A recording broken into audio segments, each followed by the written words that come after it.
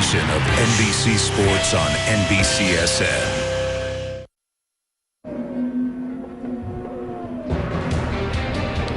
Welcome to IndyCar Live, presented by Verizon. It's the Verizon IndyCar Series from the IndyCar Grand Prix of Louisiana. Warm-up going on right now out on the racetrack from NOLA Motorsports Park, and very damp conditions, as you can see, and not a lot of standing water on the racetrack, guys, so at least there's some good visibility. Paul Tracy, Townsend Bell with me in the booth. I'm Brian Till, and what are these drivers going to learn in warm-up? Well, right now, there's a lot less water than there was on the track yesterday during qualifying. Yesterday, it was all about following the car in front of you so that the tracks that were created made it easier to follow. Now, it's a damp track, and drivers are looking for grip left and right all the way across the full width of the racing surface. Well, as you see Scott Dixon here on his in-car, the track is better than it's been all day. We've got about a 2-hour window before a huge storm is on its way. So these drivers are trying to figure out their line, not make any mistakes in this warm-up because the race is in about 10 minutes, and then do not get off the track because you might be stuck and not get off the grass. Dixon just behind the number 2, Juan Pablo Montoya. He will start from the pole. As you ride on board, trying to find grip out on the racetrack right now, doing some reconnaissance. Let's check in with Marty Snyder for more on Juan Pablo Montoya. Well, Brian, he will start on the pole by virtue of the fact that he won the race at St. Pete a couple of weeks ago when qualifying was rained out yesterday. They set the field by entrant points. Juan Pablo Montoya leading the championship standings, therefore he gets a start on the pole today. I talked to him moments before he climbed in for his installation laps and warm-up here this morning. He said, racing in the rain is very simple. There's one big key: survival. Paul mentioned a moment ago, just stay on the track all day long. He said if you do that, you'll wind up with a top 10 finish, and if you do that and you're decently quick, you'll wind up with a top 5 finish. Checkered flag for the warm-up session right now, so Juan Pablo focusing on one thing today, Brian: stay on the track and try to not lose points, but don't focus on trying to gain points either. Some of the most difficult driving you'll ever do is in the rain. Qualifying yesterday was just that. You see Montoya looking at the radar, somewhat shaking his head. Remember, it's 3 rounds of qualifying. Round 1, Group 1, went off without a hitch. Certainly damp on the racetrack, but these drivers handled it well. But when Group 2 went out, you see from Charlie Kimball's on board, and then that of Graham Rahal, lightning in the air. So qualifying was canceled. That's because of the safety of the fans, the corner workers, and the drivers. This is how they will line up on your mother's polished starting grid. Montoya on pole alongside teammate Will Power. That's how they finished in St. Petersburg. You see Tony Kanaan in there. Castro Neves on the second row. Sebastian Bourdais on row 3. A bit of a story there. He had a problem in qualifying. It was deemed that he had blocked Kanaan on a lap, and so he was moved to the back. So it's great news for him that indeed they went to entrance points because he gets a little bit of a reprieve. Ryan Hunter-Ray along on row 4 with Jack Hawksworth. So a good starting position for Hawksworth with his new AJ Foyt team. You see Joseph Newgarden, Rahal in there as well. And looking a little further back in the field, Scott Dixon, we were just on board with him. The one guy in the field for sure that didn't want to see qualifying canceled was Dixon. He had been very quick, but with entrance points, he starts well back in the order. There's a look at the rest of the field, the last row.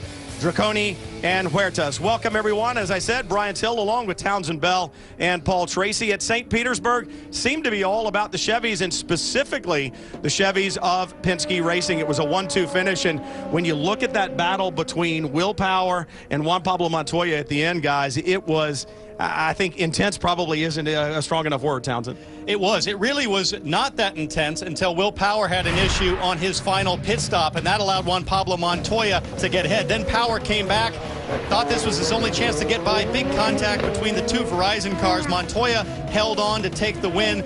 Will Power in second, and Montoya was thrilled. It's been a long time since we've seen him win on a street circuit.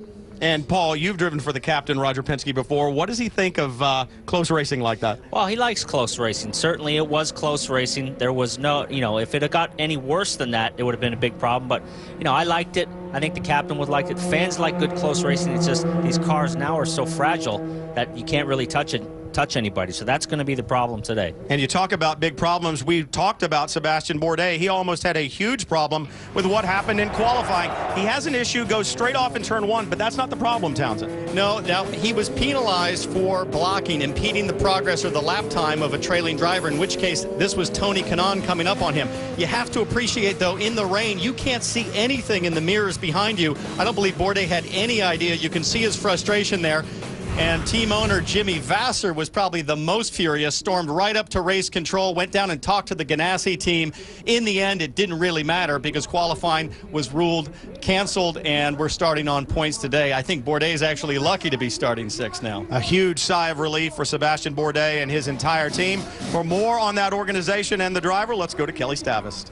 Well, Brian, it wasn't just Jimmy Vasser who was upset after that call by the official. Sebastian was also upset, but when I spoke to him just a few minutes ago, he said, look, race control is race control. It's not a democracy. So even if you don't agree with all the decisions that are made, you just got to go with it. But he did think that maybe they'd use a little bit more discretion given those track conditions. He talked about the visibility and the fact that he and Tony Kanaan both would have advanced to the next round of qualifying. But as it is, it's a moot point. If it wasn't, he was starting from the back of the grid, he might be singing a different tune. But Sebastian Bourdais will roll off 6th, and he'll make the most of this opportunity. Kevin Lee. Kelly, Tony Kanaan was fine whether they qualified in the dry or in the wet. He was fast in both conditions and starting by points because he finished 3rd at St. Pete 2 weeks ago. In fact, he was the guy that kept the Penske's from getting the first 1, 2, 3, 4 in IndyCar since Tony Kanaan's Andretti Green team back at St. Pete in 2005. He's been rolling. He finished last season strong. We know he won the last race of the season, but 6 of the last 8 on the podium, and that's not a coincidence. He's more comfortable now. He feels like he has the ability to really give his input and not just accept what a great team has done. So now it's a little more of a compromise between what they've done before and what he likes. Watch for Kanaan today. He says he likes the wet too. Going forward and talk about storming, 75 laps or 1 hour and 45 minutes is what the race is scheduled for here from NOLA. But I mentioned storming. You can see those showers coming in off of the Gulf. 38 laps is really what you're looking for. Why? It's the halfway point in the race. If we can get there, the race would be deemed complete. So as the rain comes in, eyes will be to the sky. You are watching IndyCar Live, brought to you by Verizon. Adrenaline on demand. Download IndyCar 15 from Verizon. New Orleans, Louisiana, sometimes known as the City of Mystery, welcomes IndyCar's best for a new game in town. A game of chance, a game of fate, and perhaps a way to glimpse into one's future. Take the magician Montoya.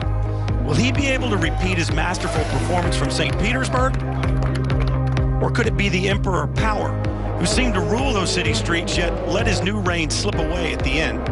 He had a slow one earlier, but he's going to cycle in behind Montoya.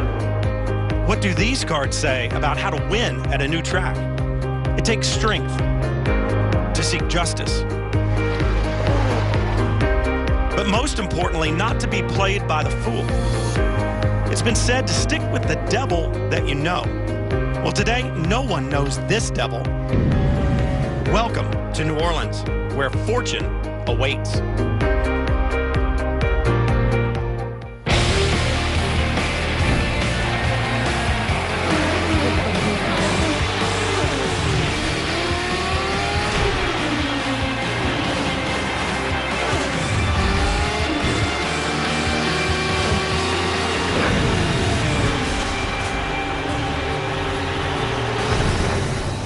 It's the Verizon IndyCar Series, and it's the Verizon IndyCar Series Indy Grand Prix of Louisiana. To be specific, you look at NOLA Motorsports Park just outside New Orleans, Louisiana. Crowds filling the grandstands in spite of the weather on hand, and the IndyCar drivers about to attack a very damp racetrack. Talk about a wet racetrack, better than to take us around. Paul Tracy and Townsend Bell. Well, this place is challenging enough in the dry, but in the wet, it is really treacherous. It starts down there in turn 1. It's a passing zone, but turn 1 is awfully quick. It's tough to get by there. The drivers use a lot of this exit curb in turn 1 to get a quick lap time. As we work our way around that inner loop and come to the backside of the track, you enter a very fast section of corners. Turns 7, 8, and 9. super quick. 8 and 9 wide open. It won't be in the rain, but as the track dries, look for guys to be very brave to pick up their pace through 8 and 9. Now, these are some shots from yesterday. Brilliant slow motion stuff, and you can see that exit curb that they use. They slide and dance the car all the way out to the edge of the road, and it is tough to keep it on the island, like I said, in the dry, but in the wet, it is very tough with the slippery paint. Both Hondas and Chevys looking pretty good and pretty close in terms of competition. Moving on down to turn 10, probably our best passing zone. That's after the fast chicane, and then you're hard on the brakes for turn 10, down to second gear as you work your way back to the final corner, turn 13. This is probably the most critical corner. Big exit curb, a lot like the old Portland International Raceway that leads onto the long straightaway. And that is a lap of New Orleans. It is busy, and you have to be committed. For the first time, the Verizon IndyCar Series comes to New Orleans. The crowd on hand to witness history being made here down south. NOLA, New Orleans Motorsport Park, IndyCars rolling out of pit lane. That means the green flag just a few laps away. Looks like a bit of a problem for Tony Kanaan getting the number 10 started. Crew guys now have him underway, and so the field now rolling down pit lane onto what is a damp racetrack. I won't say very wet, but it is a very fast racetrack. Speaking of fast, don't miss a chance to get in on Honda's fastest seat in sports sweepstakes. Enter at shophonda.com. Today's lucky winner, Chuck Martin from my home state of Texas. Connor Daly out in front driving that beast. And don't forget, by logging on to shophonda.com, Chuck won the opportunity to start today's race with IndyCar driver Connor Daly. Chuck, what's it like? You trust that youngster in front of you, Chuck? This is great. Is it like a roller coaster? Yep. Oh yeah. It's like a roller coaster. Chuck's having a great time. Hey, enjoy it, bud. You hear him screaming as he goes into the distance. So as the two-seat Honda leads the field, there's a look at the rest of the Verizon IndyCar field. Lining up, they'll have 2 pace laps, and then we'll get under green here. You see the safety car out in front, pacing the field right now with all Penske front row. The rest of the field, really, right now, guys, I would think trying to ascertain where the puddles of water still are and where they're going to have some grip. We've got some great onboards for you today. That's the number 83, Charlie Kimball behind the wheel of the Novo Logic 83 Chevrolet out of Chip Ganassi's stable. He'll bring us some great shots. He didn't have the race he wanted at St. Pete, but he's looking for better here, as is James Hinchcliffe. Hinchcliffe in the number 5, Lucas Oil, the onboard camera there.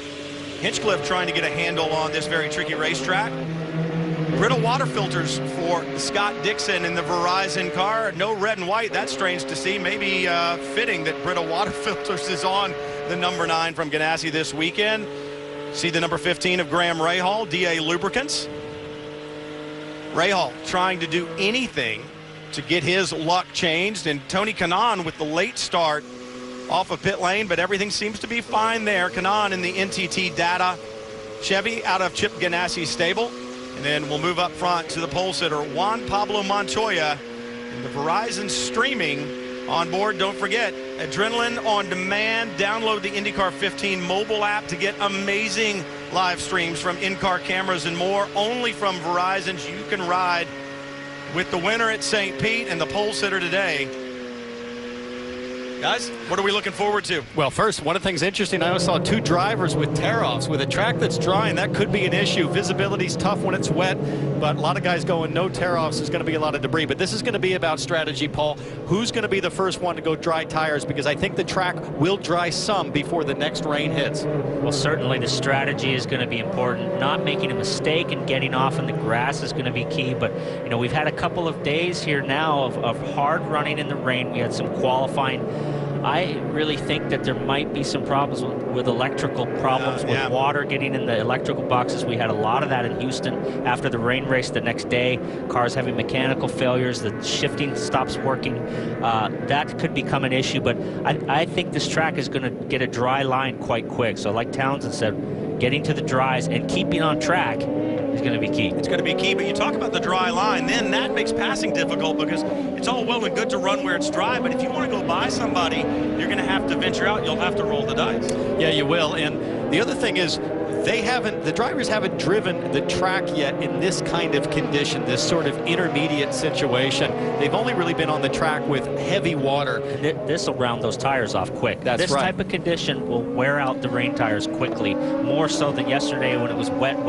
This is going to be drying quickly. Which one is more difficult, full wet or intermediate like this? I think intermediate, because the line is changing. It's a lot like a motocross track. Every lap, the corners can change, the grip can pick up in some areas, and it's really kind of the artistic side of driving. Who can find the grip the fastest? Look at how much water's in one section versus almost dry in others. And you talk about rolling the dice. What about Scott Dixon? Didn't finish well at St. Pete. He starts further back. Could he be one of the first to make the stop, roll the dice early? Well, you could. Look for the guys at the back to try to go to dries first. But then you look at these rivers that are coming across the track. You could get a dry line in the corners and still have a massive river going across the straightaway as we're coming now to green. Side by side, lined up for the start. Through the last couple of corners, through turn 13, it's Juan Pablo Montoya, the winner from round number 1, on pole in his red and white number 2, lined up alongside Will Power. Power hungry for a victory, and the green flag flies. We are racing in New Orleans. And he tucked right in behind his teammate as they come down into turn 1, looking for a clean start. Big spray down to turn 1, looking for grip. Finding the braking outside. Hawksworth slides a bit wide. So does Felipe in the green and gold number 20. Very clean through turn 1, and Kanaan off. Kanaan's off, but he keeps the wheels straight and his eyes up. Great save. That is so easy to spin the car in the blue car, but Montoya is just walking away with clear visibility. Juan Pablo Montoya beginning to set sail. He's got clean track in front. Sebastian Bourdais in the green and white number 11 moving forward. We saw Tony Kanaan in the number 10 off there at the exit of turn 2, and Bourdais now has passed him and beginning to work forward. Paul, the water's going to come up very quickly now that the cars are up to speed. As the tires build temperature, it dries the track, and the downforce sucks the water off. We could be looking at 5 laps before somebody takes a chance on dries. Yeah, and the nice thing here for these guys all the way through the field as I watch the cars, there's not a huge spray like we've had on the street courses where guys say, I can't see where I'm going. There's good visibility. We've got a nice clean first lap going. As you see these rivers here, that will limit your visibility as we see a move by Bourdais down the inside, locking up. Wow, that is a brave move to the inside of Pagenaud. France versus France, and Pagenaud's coming back around to the inside. Simon Pagenaud racing a lot in the rain in sports cars and in open wheel racing, coming back, getting back past Bourdais. This is the kind of battle you'll see all day long. This racetrack lends itself to side-by-side action. That's exactly what we've seen here at the start. All right, 1 complete. We'll get it back. Keep working on them. On board with Tony Kanaan, down to turn 1, heavy braking. And that's Barry Wanzer coming on the radio. Tone of his voice just suggesting, hey, stay in there. You made one little mistake, but long race. We'll get the positions back as Kanaan is working on Bourdais. Yeah, you still want to keep away from these curbs, these alligators, the candy canes, as Townsend likes to call it. You will not see guys riding up on the curb on the inside or getting out on the curbs on the exit. As you see Kanaan steps out sideways. Let's get a little in-car and listen to him work the throttle as he goes around the track.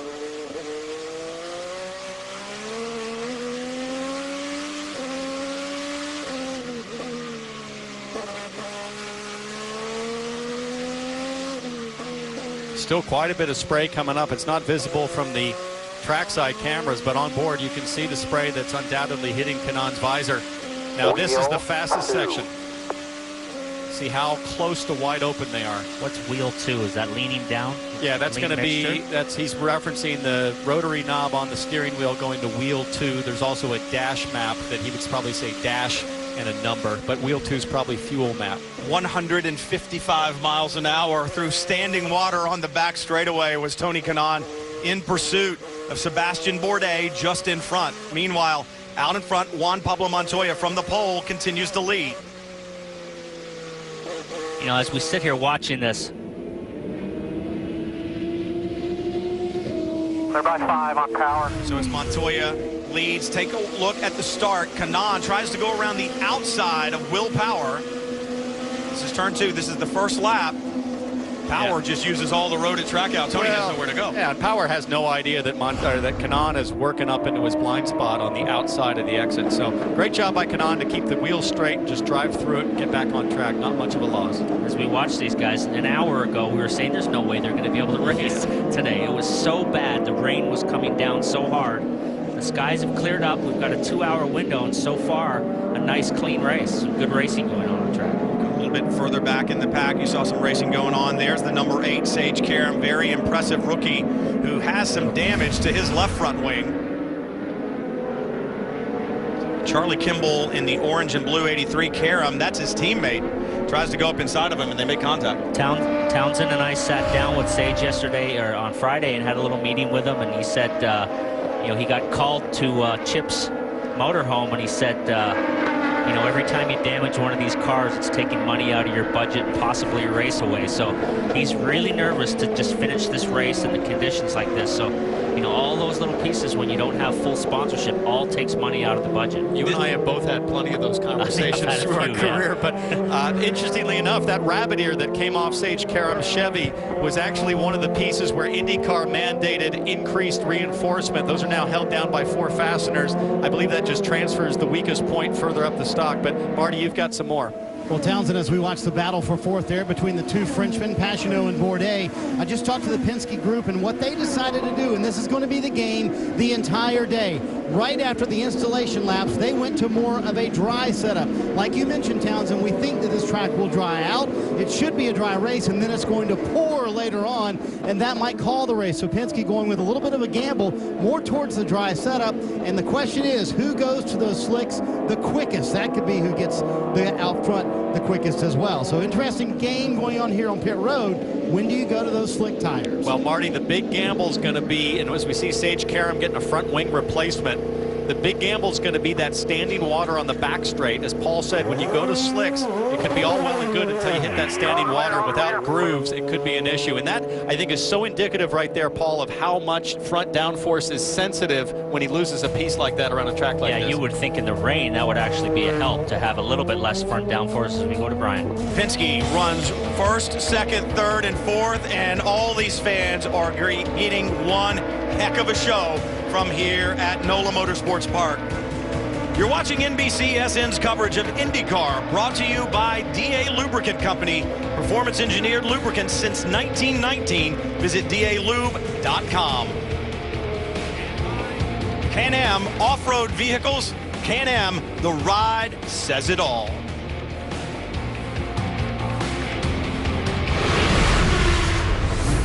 In theory, you run with your legs. In theory, you play the guitar with your fingers. In theory, stunts are done by doubles. In theory, you can't score in every match. In theory, you crack under pressure. Available at Jared, the Galleria of Jewelry, and on Jared.com. Over the years, car enthusiasts have relied on premium-grade Brazilian Carnauba to keep their cars finished looking showroom new. Today, Mother's California Gold Brazilian Carnauba Cleaner Wax embraces and improves upon this tradition with an easy-to-use one-step process. That's why generations have come to trust Mother's signature gloss, unparalleled shine, and durable, long-lasting protection. Mother's Brazilian Carnauba Cleaner Wax. Pure California Gold. I have a video I want you to watch, and no matter what, I need you to stay focused. Don't take your eyes off the screen.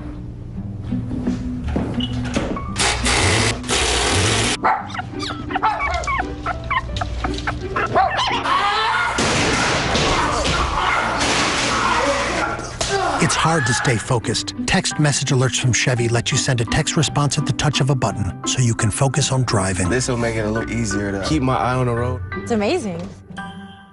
Discover Can-Am's wide range of industry-leading vehicles during the Ready to Ride sales event.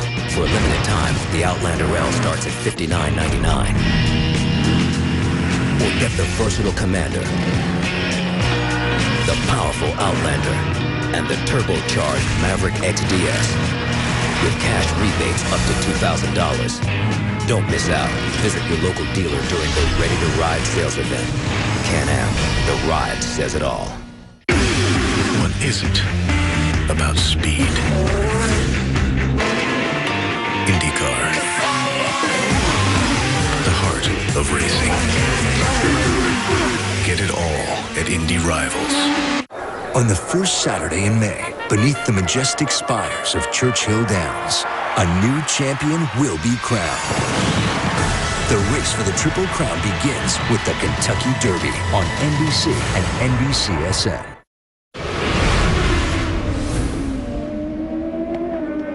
Early going of the Indy Grand Prix of Louisiana, where Juan Pablo Montoya leads his 3 Penske teammates. One to watch so far, there's Joseph Newgarden. He started 12th. He's already picked up a couple of spots, and that's by design and from coaching. He was told this is the opportunity to attack right now. Use your overtake if you need it. He is dealing with a little bit of understeer. Right now, he's settled in the 10th position. We're hearing people are thinking about slicks, but no one is ready to come in. It's still too wet. You can tell, especially the back straightaway, that spray there, I think slicks would be a challenge. Yeah, for sure. And I think the fans out there are wondering, why are these guys able to run so good in this rain here, but at a place like Toronto, they can't? Well, in Toronto, you have all the cars and trucks, there's dropping fluids on the road, there's oil on the road that comes up into the water, and this is a purpose-built racetrack here in NOLA, a great facility, and these cars, the tires are really good here. All the drivers have said the Firestones have a good compound, good construction for this track. In the rain and the street courses, you just have a lot of oils that come up out of the pavement. It makes it very difficult. Power beginning to close down, almost like a shark, or maybe we should say like one of the gators in one of the canals around here, Townsend. But remember, each one of these drivers has push to pass. They actually have 10 activations that they can use throughout the race, and that's what Power did at St. Pete. He used a push to pass to close up on Montoya and try that desperate move. When do you start burning them here? Well, if you look down through the field, right now the 4 Penske's up front. Montoya, Power, Castroneves have each used 1. Pagano's used 2. Further down the list, Newgarden jumps out. He's used 8 already, so he's almost out of push to pass according to our data. But I think Will Power's got to be thinking to himself, especially after we saw Sage Karam have to replace damage, I've got to keep my front wing clean. As the track dries, I can't afford to touch this guy or lose any aerodynamic power. Marty? And you look at that rooster tail coming off JPM's car. It's pretty amazing what Will Power has to drive through. I was talking to Juan Pablo Montoya about what made him so good in the rain. He said, honestly, it was my days in Formula One. We had 2 to 3 races in the rain per year while I was in Formula One. But he said the biggest key there was you just had to stay on track. Remember, in Formula One, you go off track, they pick you up on a hook, you're done for the day. He said, I never could afford that, so I had to learn the very disciplined approach of just staying on the track. That's my only focus today. I want to lead as many laps as I can, certainly, but my main focus, staying on the track. And don't worry about trying to gain points today. Don't worry about trying to lose points either. Just stay on the track and it'll all be good. Well, the irony, of course, was that Montoya was the one that spun off yesterday in qualifying, so he fell off the island. Now, as we're watching this, I think one of the things you've got to think about is the dry path is starting to form there on the back straightaway. But let's say you put slicks on and you're coming through the field, there's no place to pass. If you've got to get offline, you're in big trouble. And I saw on the front straightaway, Will Power got down in a puddle to cool the tires. Obviously, as the track dries now, the rain tires get hotter and hotter, and they start to lose grip. So Will Power was getting down in the puddles. We see Hinch trying to make a move. Hinchcliffe is trying to make a move here on the white and blue car, which is Ortiz, I believe. It's actually Marco Andretti just in front of him in the 27. Different sponsors. This was just from a lap or 2 ago. Stefano Coletti right behind him. Coletti, a rookie in the series, says, hey, I've got this. Well, maybe not so much, really. And how convenient, the little bypass road takes the shorter radius. So that was Joker lap. Yeah, Joker the Joker lap. Yeah. There you go. Well, and you were talking about looking for puddles. The rain tires are great in the rain. That's what they're designed for. But the dry and especially temperature is their biggest enemy, and that's what you're saying, Paul. Yeah, he's just looking to cool them with the water. You can see now that there's a dry line just starting to form, and guys are going to look to try to cool their tires. As we see Hinch go again on Marco around the outside, textbook pass, clean in the braking zone, and he's by. And James Hinchcliffe, a driver who has really struggled here this weekend, trying to find the handle not only on NOLA Motorsports Park, but on his Honda-powered IndyCar. It just has not looked happy all weekend long. He's had an extremely loose race car, and he's spun in the fastest section of the track 2 or 3 times at least in practice. And Kelly, can you add to that? Well, yeah, I talked to James Hinchcliffe before, and he just said they're just still trying to figure out this new aero kit on the Hondas out. He said, we just got to figure out what makes her tick, what she likes and dislikes, and certainly throwing the wet weather in has added another kink to that. But that was a move he made on Marco Andretti. Remember, that's his former teammate. He made the move from the 4-car team of Andretti Autosport to the 2-car team of Schmidt-Peterson Motorsports, and he said there's cons and pros to each of them. With the 4-car team, obviously, with these new air kits, you could really divide up the workload, but he said times debriefing after a race, there was so much information that at times it was overwhelming and almost confusing. He thinks he and James Jakes, his teammates, make a great pair. They give similar feedback, have similar driving styles, so he's optimistic for the future here with SPM. 16th at St. Petersburg, uncharacteristic for him. Talk about uncharacteristic for Scott Dixon. One more time, did not start the season off with a good finish at St. Petersburg, and with it starting on entrance points here this weekend, that is not what he needed. He had been blazingly fast. He's back in 20th, and he is way faster than Sato right now, but he's having a hard time figuring out how to get by. I believe the Ganassi cars are the fastest cars at this track as the conditions start to dry. They came and tested here when all the other teams went to Sebring to prepare for St. Pete, and they rolled off the truck super fast, albeit in dry conditions. So Dixon needs to get by here, and he wants that dry line to form. Yeah, I mean, that's very strange for Dixon. He's been actually moving backwards, not forwards, since the race started. He has been one of the fastest cars all weekend. Maybe started with a more of a dry setup and is still struggling in the rain as we go to Kevin.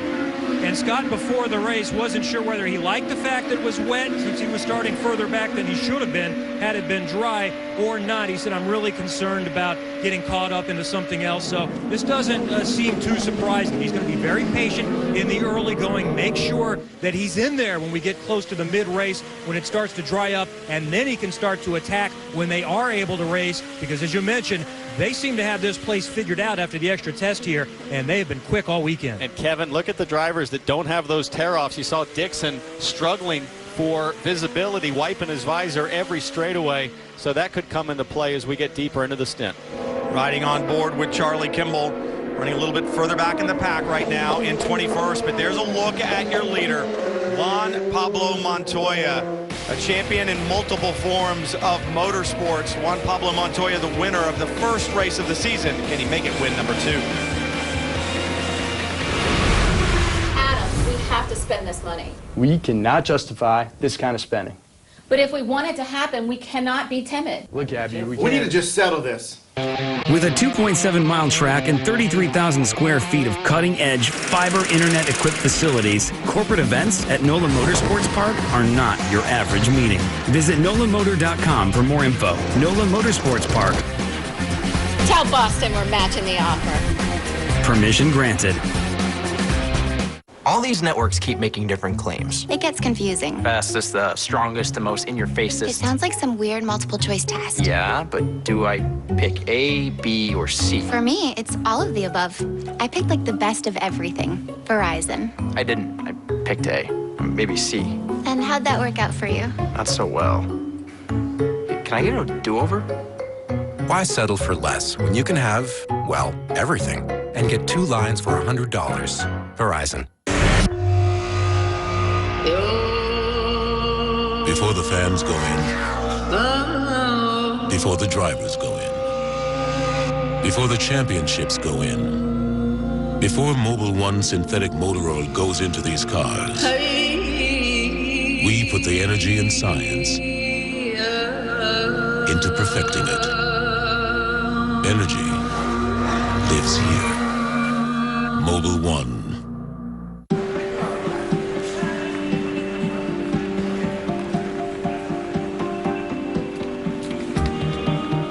Excellent.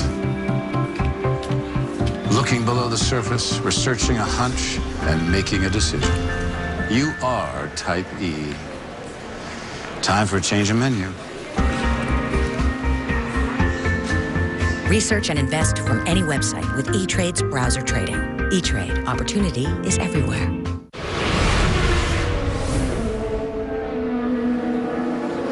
Back at NOLA at the Indy Grand Prix of Louisiana, and we have our first takers going to slicks. Tony Kanaan is right in front of Ryan Hunter-Reay. They were running 6th and 7th.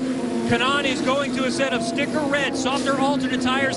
That's what Ryan Hunter-Reay is going to do as well. So they're the first to give it a go. And Hunter-Reay with a quicker stop, and he's going to drag race him and beat him up pit road for a spot. PT, the bite looked pretty good just getting off pit lane with the reds. The concrete's dry, but this track is still pretty wet, so we really got to stay on this and see if they can make it around the first lap. This is brave move. And this is the most treacherous part of it, getting these slicks up to temperature. And remember, there are multiple ways to watch. You can watch today's IndyCar race online at NBCSports.com, on mobile and tablets with NBC Sports Live Extra.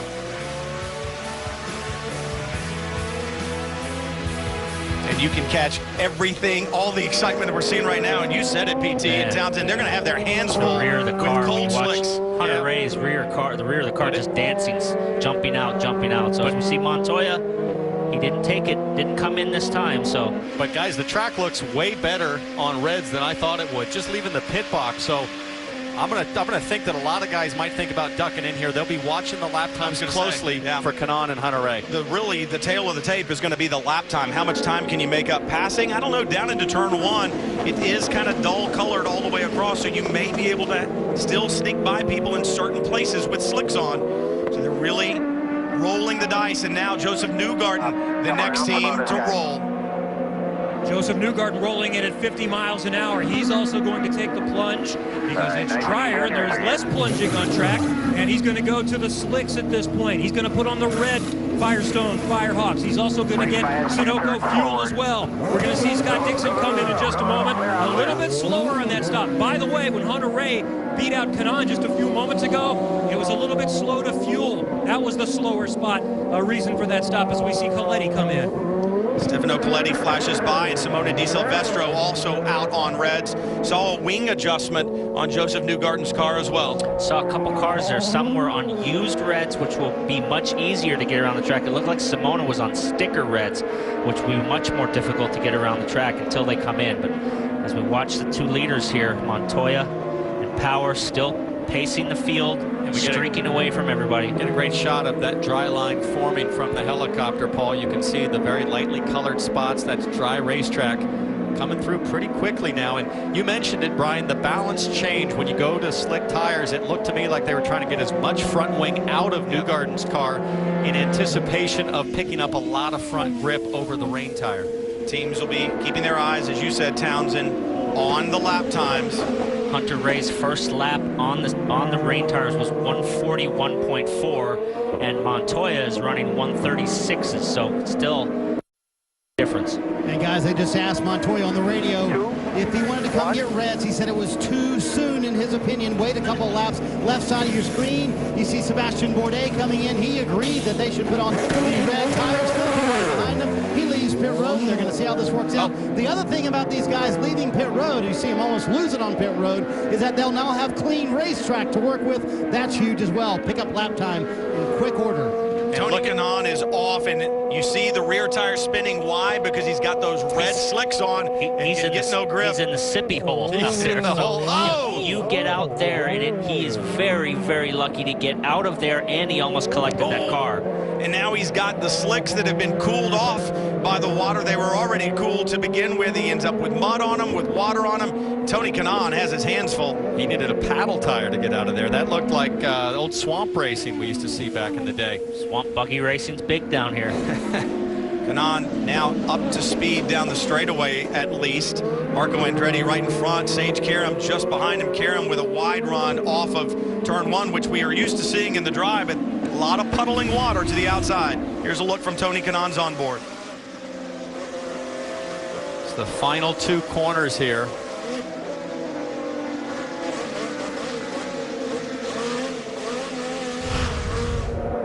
Well, as Juan Pablo Montoya predicted, 2 more laps, and we're going to come in. Here come 3 of the 4 Penske cars. Montoya will hit first. He is the leader. Rahal came in as well, it looks like. You also see Will Power hitting his stall, and right behind him, Simon Pagenaud, all going to the red tires here. Montoya wanted no changes on the car. He's very happy with how it handled. Will Power leaves pit road. Pagenaud coming up shortly. Next lap, Helio Castroneves will pit as well from the 4th spot. Will Power had definitely closed down on Juan Pablo Montoya just before the stop. Kevin? Scott Dixon bringing his car down pit road as well at 50 miles an hour. He's changing to the sticker slicks. These are the alternate red tires. Dixon started 15th, lost a few spots. They've been very conservative, playing it safe in the early going. Still going to be very delicate in the opening laps on these slicks because there are wet spots on the track. Pretty good stop for the Ganassi team. We talk about wet spots. It was barely even damp down in the 11-12 complex where Kanaan had his problem, but when they're cold, there's just no grip available. Yeah, and I look at the times. I mean, still Hunter Ray is 1:35 versus Castro Neves' last lap, really the last of the leaders to come in for dries at 1:36. So not a big time difference. It's not like it's a big difference as we see these two guys, teammates here, racing each other as Dixon comes out of the pits. Kanaan is back up to speed again. It just gives you an idea of once you've been out for a lap, you've got some temperature in your tire, the difference between a car with a lap on them and Scott Dixon straight out of pit lane, and a problem for the 98, Gabby Chavez. There's another car struggling, and he doesn't want to get on that grass. He does not want, he tried to spin it around, but Castro Neves is coming in. The last of the leaders to come to pit road to take off those rain tires, put on the red tires. We're watching as they try to get going. Now we'll watch where he comes down with his teammate Juan Pablo Montoya. See who's able to pick up some time. Montoya will pass him, but Elio will move into second if he can hold on to it. Will Power on his right-hand side. This is an interesting little race for the teammates. Wow, Castro Neves really closes up right behind Power. I thought he might beat him to turn one, but Will Power with a lap or two on those red slicks, the Firestones, he's going to have temperature, he's going to have grip, and Castro Neves does not. Gabby Chavez still trying to get out and he needs of the ball. He needs to stay on the throttle like Kanaan did. Just keep the tires spinning because you'll high center on that curve. Once he gets to that now curve, he's done. A high center. And I think that's exactly what just happened. Stop. Once you get rolling, you can't stop. He's done. Yeah, that's Brian Hurt on the radio trying to coach him and said, don't stop. But as you said, Paul, you're stuck literally on the island. Who's this guy? Is he an official? What he means by high side is the under tray of the car gets up on the curb and the car won't move. You don't see corner workers come out and push cars very often. That was very surprising. But that guy had that guy had a button down on and slacks. So you hear, go to the Andy stall, but it looks like Chavez has lost fire. All that and then stall it on the pavement. Gabby, they'll come get you. Lost fire in his Honda engine out back, even after all those efforts, and so we will have to go full course caution. Vast majority of the cars have found pit lane already and made their first stop. They've rolled the dice. They'll see how that plays out. The fans enjoying a good one. Montoya having a good run up front, but this thing far from over from Louisiana.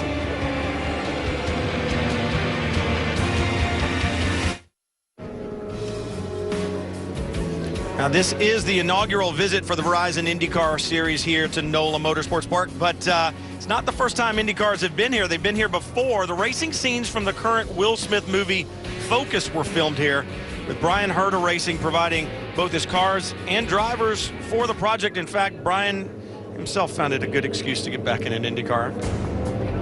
A lot of filming going on in the New Orleans area. It's really kind of become another mecca for the film industry as you look down under caution for the first time here in the inaugural visit of the Verizon IndyCar Series to NOLA Motorsports Park.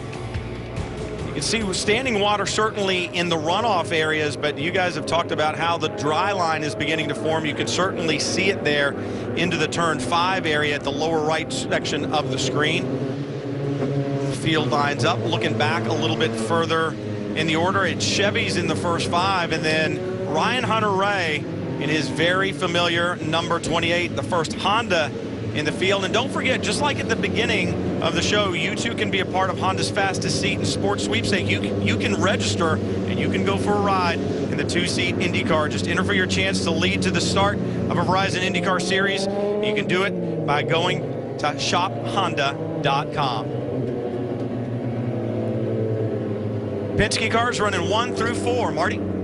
I was going to say, Brian, let's chat with Tim Cindric. His man Will Power's in second position right now. This is interesting for you strategists, isn't it? It was wet, now it's getting to dry. How tough does that make your job and the driver's job? Obviously, the driver's job is a lot harder than our job. You know, sometimes our job is just luck of the draw. But you saw there where a lot of guys went to the red tires early. And I think Hunter Ray certainly made some good gains there. And for us, we're just trying to defend our spot because we had enough gap. So, yeah, we're fortunate to be where we are, but I think it's all going to look a lot different here pretty soon. The challenge now is that was probably earlier in the window than everybody would have liked to have pit. How does that change the race? It was actually the early window for a 3-stop race. Now it's really a matter of how many cautions there are. And with a timed race of 105 minutes, you're really trying to determine are you going to stop once or twice more. And that all has to do with how many cautions you have. So if you know how many laps the race is, you'll probably have a good idea. So in essence, the race begins now is what Tim Cindric is trying to say, guys. I think we're going to have that problem throughout the day. If we get another shower, well, then the race will start over again. You know, the strategies will change a little bit, and you'll have to kind of reevaluate where you are. The fuel stints are going to be longer when it's raining hard than it is when it's dry. Everything changes. Yeah, and it's going to be one of these days where it's going to come down to being at the right place at the right time. You know, looking at Ryan Hunter-Reay going back to the first race of the season at St. Pete, he salvaged a 7th place finish by virtue of just staying out of trouble and hanging in there. And so far, it looks like that same mentality has put him to the front, at least, of the Honda queue for now. So it could be a good day for those guys carrying forward that strategy. Looking at the track from the helicopter view here, I mean, we're certainly not out of the woods of it being dry yet. There's a big river, as we see Kanaan coming back down the pit lane. This could be some type of a strategy. If, Kevin, you have any information on this. Well, the last time, as we mentioned, they had a fuel probe problem. That's how Hunter-Reay beat him out of the pit, so they didn't get a full load of Sunoco fuel in, so they're going to take this caution opportunity to do that. Now, I'm surprised they're not making some other adjustments, because Kanaan had radioed in a moment ago and saying the car is ahead.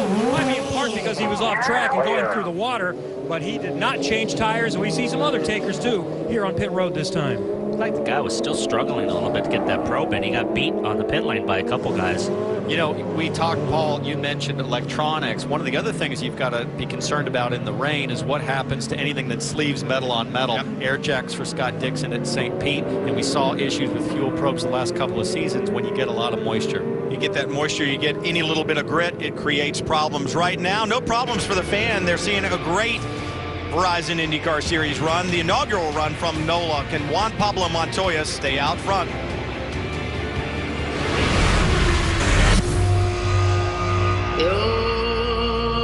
Before the fans go in,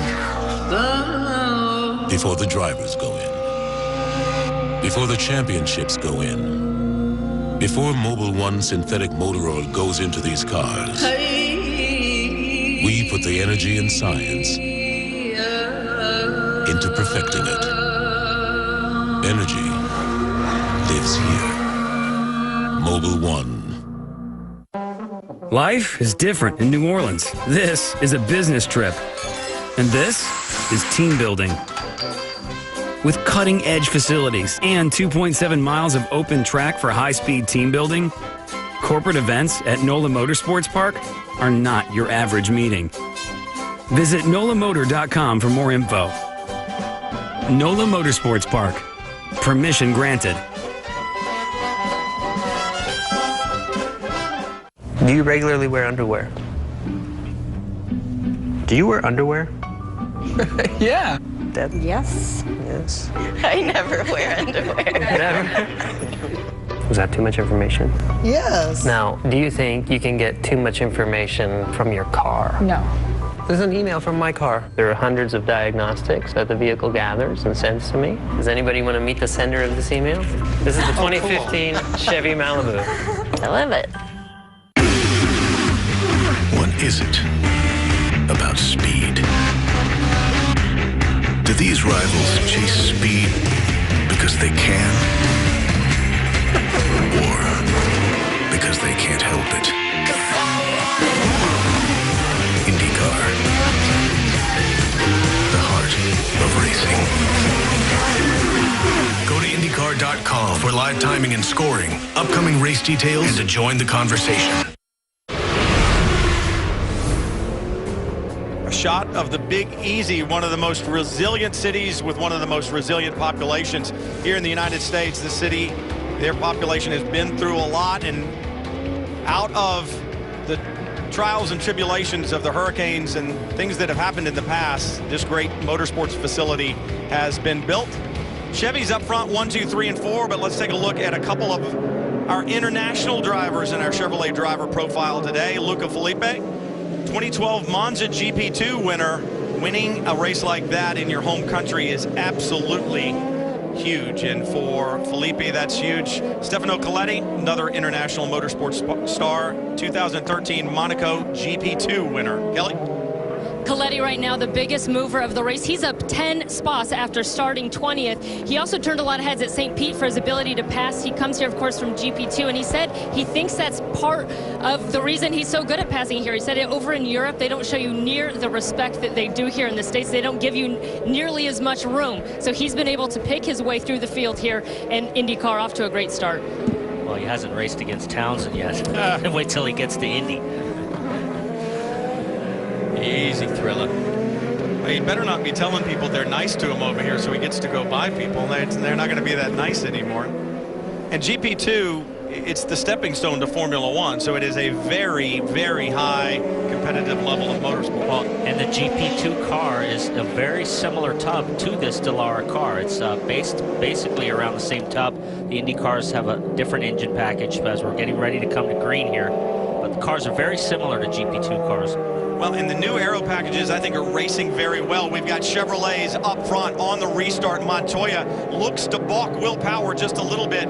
He does, perhaps trying to get those Firestone slicks dry before he goes back to Power in that Chevrolet. Green flag waves. Racing again at NOLA, already cars side by side. Pretty Oh, and already a problem. Jack Hawksworth and James Jakes.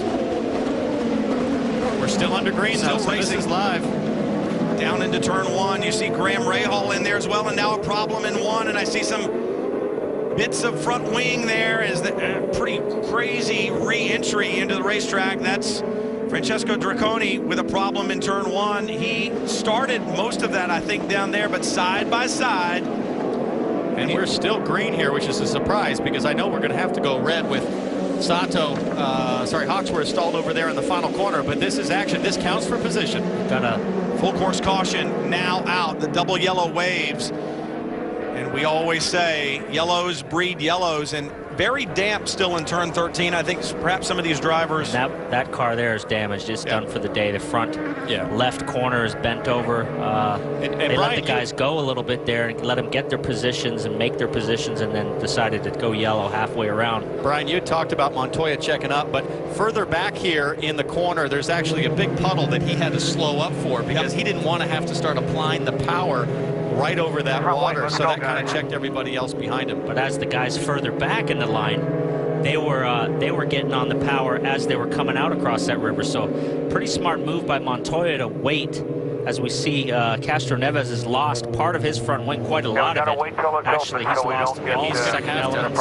He'll have to pit, Paul. That is a massive downforce loss. He can't run now. It's the whole second element is gone. The rabbit ear is gone. So that is really going to put him behind at the tail end of the line.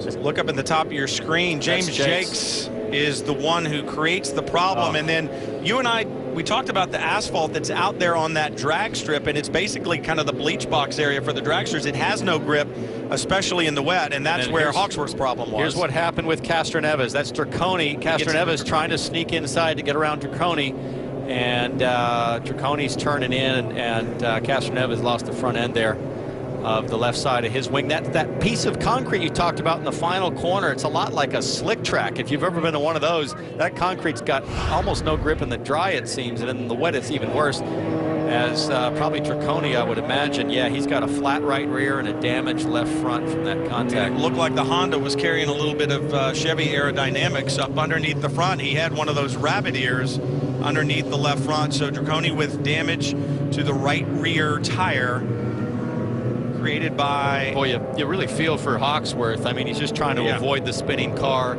and then he hits a very wet, slick concrete section, and that's a tough way to end. You can see how frustrated he is. And, you know, he fought back and forth at St. Pete to stay in the hunt and battled all day long. And I think A.J. Foyt Racing looks at Jack Hawksworth and really thinks, you know, this guy could be the future of our team. he could really lead us through. He started, you know, a little bit further back at St. Pete, but moved forward. But I think, you know, his race, Brian, last year where he really made his mark was at the Indianapolis Grand Prix. Yeah, absolutely. You know, he just walked away from the field in the dry. He was sensational, and then sort of an awkward strategy call put him back in a bad situation for the result. But he looked to be the dominant car at Indy, really put him on the map. So the lifts will come out. There's a look of Juan Pablo Montoya. Remember, it's adrenaline on demand. Just download the IndyCar 15 mobile app to get all kinds of amazing shots and live streams from the onboard cameras and more, and it's only from Verizon. Full course caution out again from NOLA Motorsports Park after the problem on the restart. It'll be interesting to see, do the Hondas have anything for Chevrolet here in Louisiana?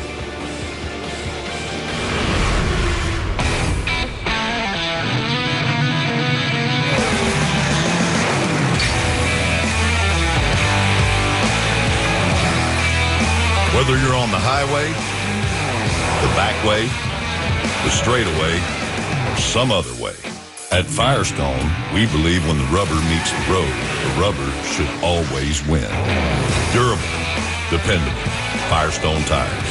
Whatever you drive, drive a Firestone. When Martin Cooper invented the mobile phone in 1973, hello? Yes, this is Marty. Guess what we did? Connectivity took a mighty leap forward. Staying connected is also the Mazda way. That's why the 2015 Mazda 3 uses cutting-edge technology. Hey. Hi. Headed home? On my way. To keep you seamlessly connected to the world around you and the road beneath you. This is the 2015 Mazda 3. What do you drive?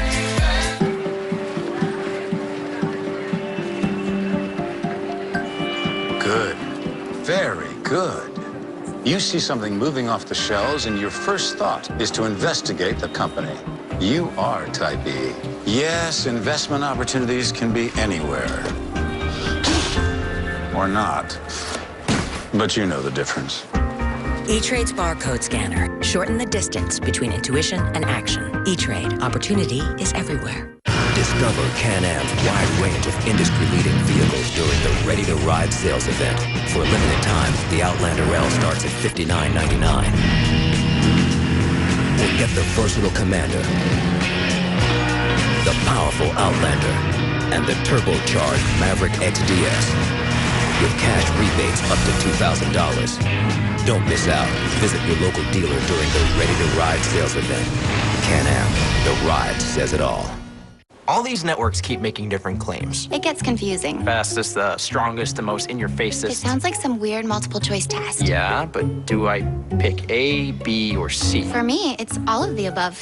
I picked like the best of everything. Verizon. I didn't. I picked A. Maybe C. And how'd that work out for you? Not so well. Can I get a do-over? Why settle for less when you can have, well, everything, and get 2 lines for $100? Verizon.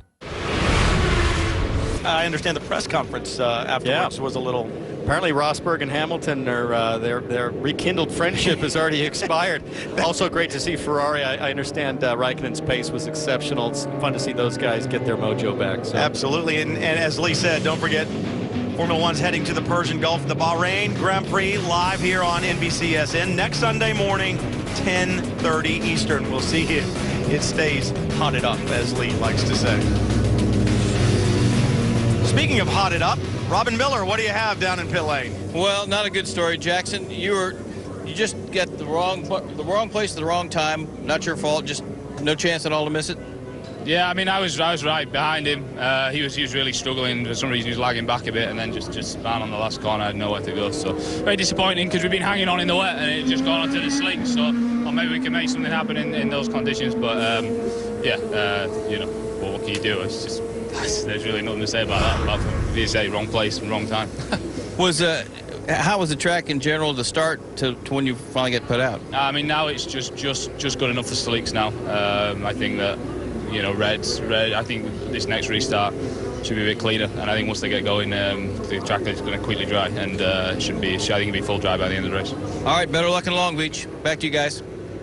Yeah, as I said, Jack Hawksworth, a great run from 21st to 8th. He ran as high as 3rd at St. Pete. Montoya is still up front. The important thing is to make sure that you've got good communication with your crew during a race like this, because things are going to change throughout. They got to do something about the back straight, my friend. They really got to bring the dryer and blow some water out of the way there. It's gonna have a massive shunt there. And he's talking about that water we mentioned earlier. That's what you say when you're leading too. It's like, hey, listen, somebody come out and clean up my canvas here. I got to go to work. I'm an artist. Content, they call that in basketball, running the clock down, right? Yeah. Well, but he brings up a good point. If you've got a full course caution, take the opportunity to get that cleaned off a little bit if you can. The problem is that back straightaway has a pretty discernible dip in it. Well, where does water go?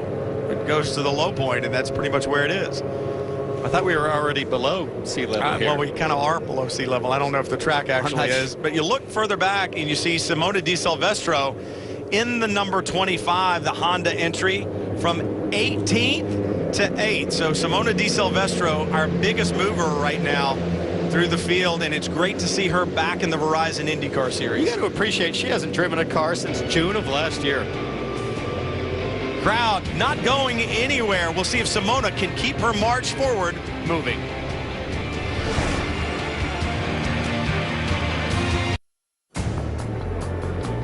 When you come back to New Orleans next year for the Verizon IndyCar Series, make sure you stop downtown. So much history here and so much influence from both the French people and Native Americans and so many different societies on the town of New Orleans, and so much great stuff to see. The art, the entertainment. I know Paul Tracy was out looking for art and entertainment last night. Townsend Bell, you weren't. Well, Paul is entertaining. I don't know about art. I don't know there's a whole lot of art. Well, Black Label baggers. Plenty of body art, that's for sure. Plenty of body art. You see one lap to go for the IndyCars here before we get back to green flag racing. And the track's still damp in places and offline, still downright wet. You can see the sheen, and basically anywhere where you see that sheen, you know that it's still slick. Well, this is the problem in pit lane. This is the problem. Tires cool down, or you get out on cold tires. We have a crew member down, unfortunately, there. Francesco Draconi. Oh, not what we want to see. Guy that's on the ground is. That's with Dale Coyne's up team. Against the wall there with his head, so they're not moving him as a precaution. I would assume if he got kicked over into the wall over there by the car. No, and they're going to do everything that they can to take care. And it's a great IndyCar safety crew here. And you can see that Coyne crew member with the hand jack is furious, as if there was a miscommunication, or he's clearly upset with somebody. He's upset that one of his good friends and teammates is obviously injured, and will let their safety crew, and we said every one of us has spent time in the cockpit of an IndyCar, and there's no better safety crew around than the guys here at the racetrack, and they will tend to the crew members just as they will tend to any driver that's injured on the racetrack. And best in the business, and they're always there so fast. You know, it's amazing. So we'll certainly hope for the best down there on pit lanes. Montoya's back up front, and he's sort of getting what he asked for. That track continues to dry in front of him. And as we run around under yellow here, I'm looking out of our booth, and there's more dark clouds rolling in here. So everything might change again. So, they're wanting to run in the dry, but as we look at the sky here in the shot, the clouds are getting darker. So. Well, you talk about the weather that's coming in, and you see it from the southwest coming across and moving up. It's almost made it to the land now. And I'd say we probably have another good hour of dry, I would think, but we're going to need all of that to get to the end of this race. 25 laps in the books right now. And the estimation could be as many as 61 could be run in the time that we've got allotted. And Marty's been down there working on that estimation. Marty, what can you tell us about how the teams project how long the race will run? Well, Townsend, that's the question all the drivers want to know. How long is this race actually going to be? We're clearly now in a timed race situation. We just saw the weather that is approaching. So Tim Cindric a moment ago was on the radio to Will Power about when exactly this race is going to be over with. Power want to know how many laps are going to be left in this race. And the teams actually have, and Cindric can look at a computer that will predict the amount of laps the race is going to be under a timed race scenario. Basically, it takes the last 3 green flag laps, averages those out, and says if we run green flag, we'll have this many laps. By these teams' estimations, we're looking at a 61-lap race or so. So that's what the teams are now shooting for, about 61 laps, basing on that, their strategy. Robin? Marty, it's Todd Phillips, the chief mechanic, that got hit by Dracone as he was leaving and slapped him into the wall, and they just got him sitting down on the pit wall. So we're not sure how bad his injuries are, but he took a big hit. He's talking. He's just not, you know, he's conscious and everything. He just, I think it might be his leg. I just can't see. There's so many firemen in the way. Okay, back to you guys. Always good to see them up, but it'll be the officials, the medical officials that take care of him, and that's what we were talking about. So important that you have quality medical care like that on site. It's really one of the reasons we couldn't do the warm-up this morning. The helicopter didn't have the ability to get in and out, and they were not about to run these cars without the ability to have a helicopter. Well, as we come back to the restart, the issue that we saw in pit lane is grip on slick tires. Now, as you run under yellow, the tires do cool down, and you know, they say cautions breed cautions, and this is exactly why. A lot of damp areas still. Without tire temp, it's going to be very tricky to keep things clean and tidy. You see Ray Hall here, his onboard. He's actually had a good race, moving through the field.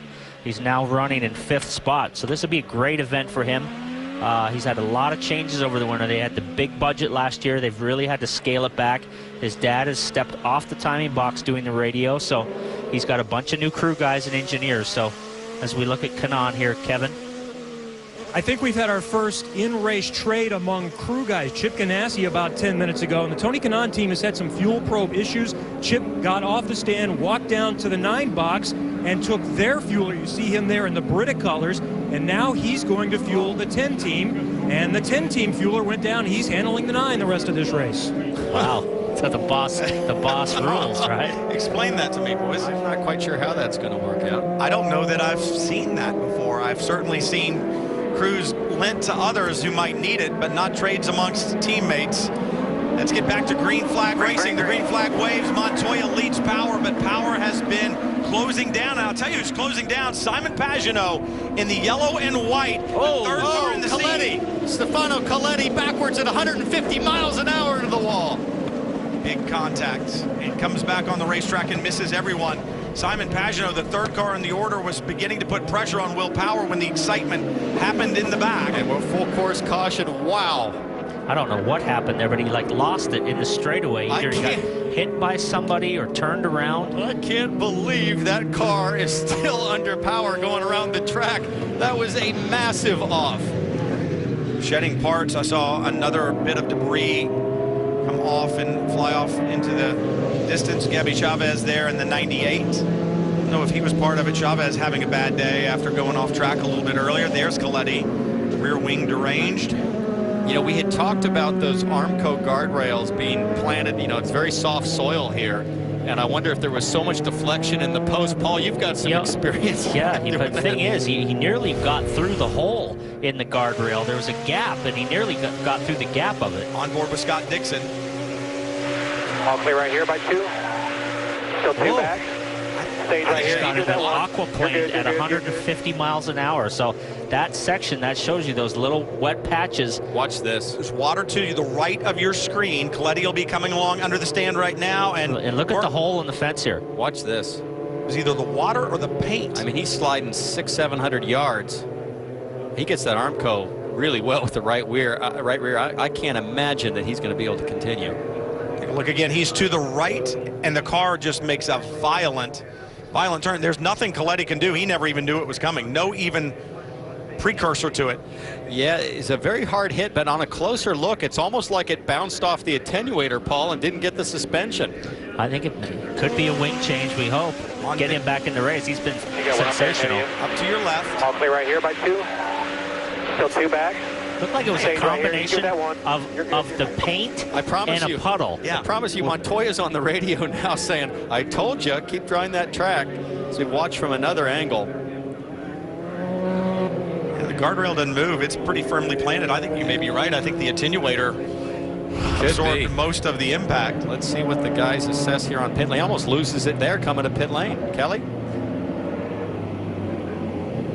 As we see Coletti come to a stop, and obviously they're going to have to replace both that nose and the rear wing assembly.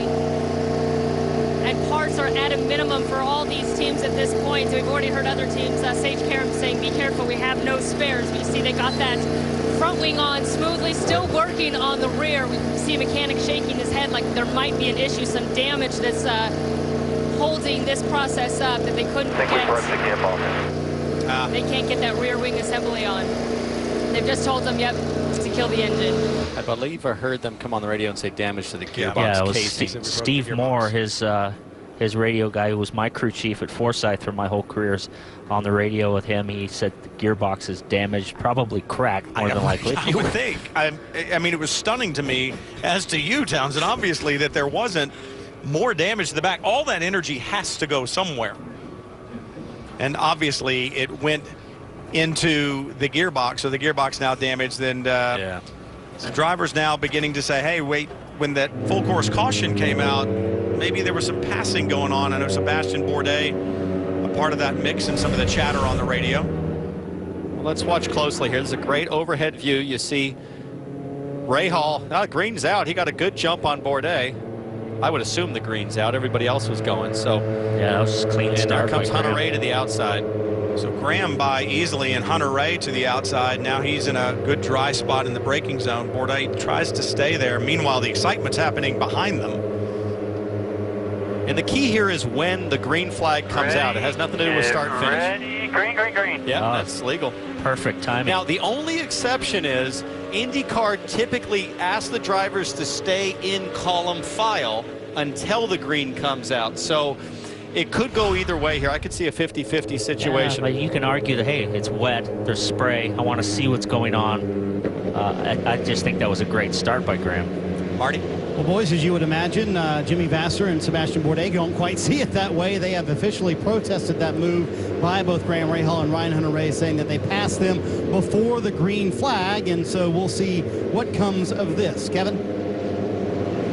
Well, Marty, I think you might want to let them know. What we saw was that he didn't pass before the green flag, but they were out of line. Well, meaning he wasn't in single file, but as Paul says, this is wet conditions, so it'll be interesting to see where this ends up. I could see the argument with Graham, but Ryan was further back. Yeah, I think it was just timed perfectly by Graham, and obviously Ryan got a good restart as well. So I think that's a tough argument for Jimmy. If he didn't get anywhere yesterday, it was questionable. I think that was just you're not going to get anywhere today. Tony Kanaan leads a field on to pit road. Tony Kanaan leads that group. And Kanaan is back at the back, so this doesn't really hurt them as far as track position is concerned. They're going to change to a Fred shed of sticker red, alternate softer Firestone Firehawks as Helio Castroneves goes by him. This is a much cleaner stop for Kanaan, and he's out. Well, you're still at the back of the field, guys, but you need to pass cars, and there's no easier way to do it in these conditions than on pit lane. So this is the way to get to the end of the race, too, without another pit stop under green, possibly. But if Marty's predictions are correct from Penske, we need 31 laps at this point to make it to the end. That's a tall order. It's a tall order, depending on how many yellows. When we talk about gambling, teams are already doing it right now. Tony Kanaan letting his strategy be known as they take the opportunity to make a pit stop with 29 laps in the book from here at the Indy Grand Prix of Louisiana. All these networks keep making different claims. It gets confusing. Fastest, the strongest, the most in-your-facest. It sounds like some weird multiple choice test. Yeah, but do I pick A, B, or C? For me, it's all of the above. I picked like the best of everything. Verizon. I didn't. I picked A. Maybe C. And how'd that work out for you? Not so well. Can I get a do-over? Why settle for less when you can have, well, everything, and get 2 lines for $100? Verizon. Mario Andretti, racing legend. I'm Fred Savage, the voice of Honda. So you just want me to read this in there while he's driving? Fast?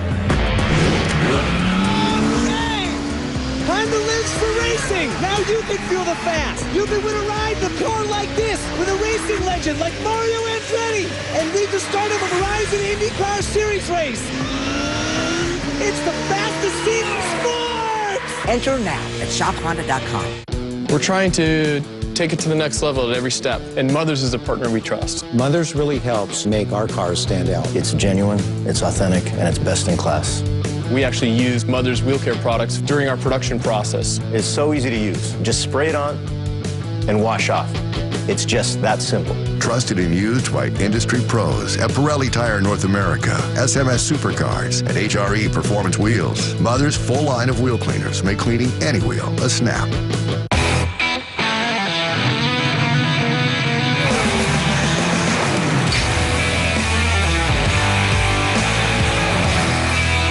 Whether you're on the highway, the back way, the straightaway, or some other way, at Firestone, we believe when the rubber meets the road, the rubber should always win.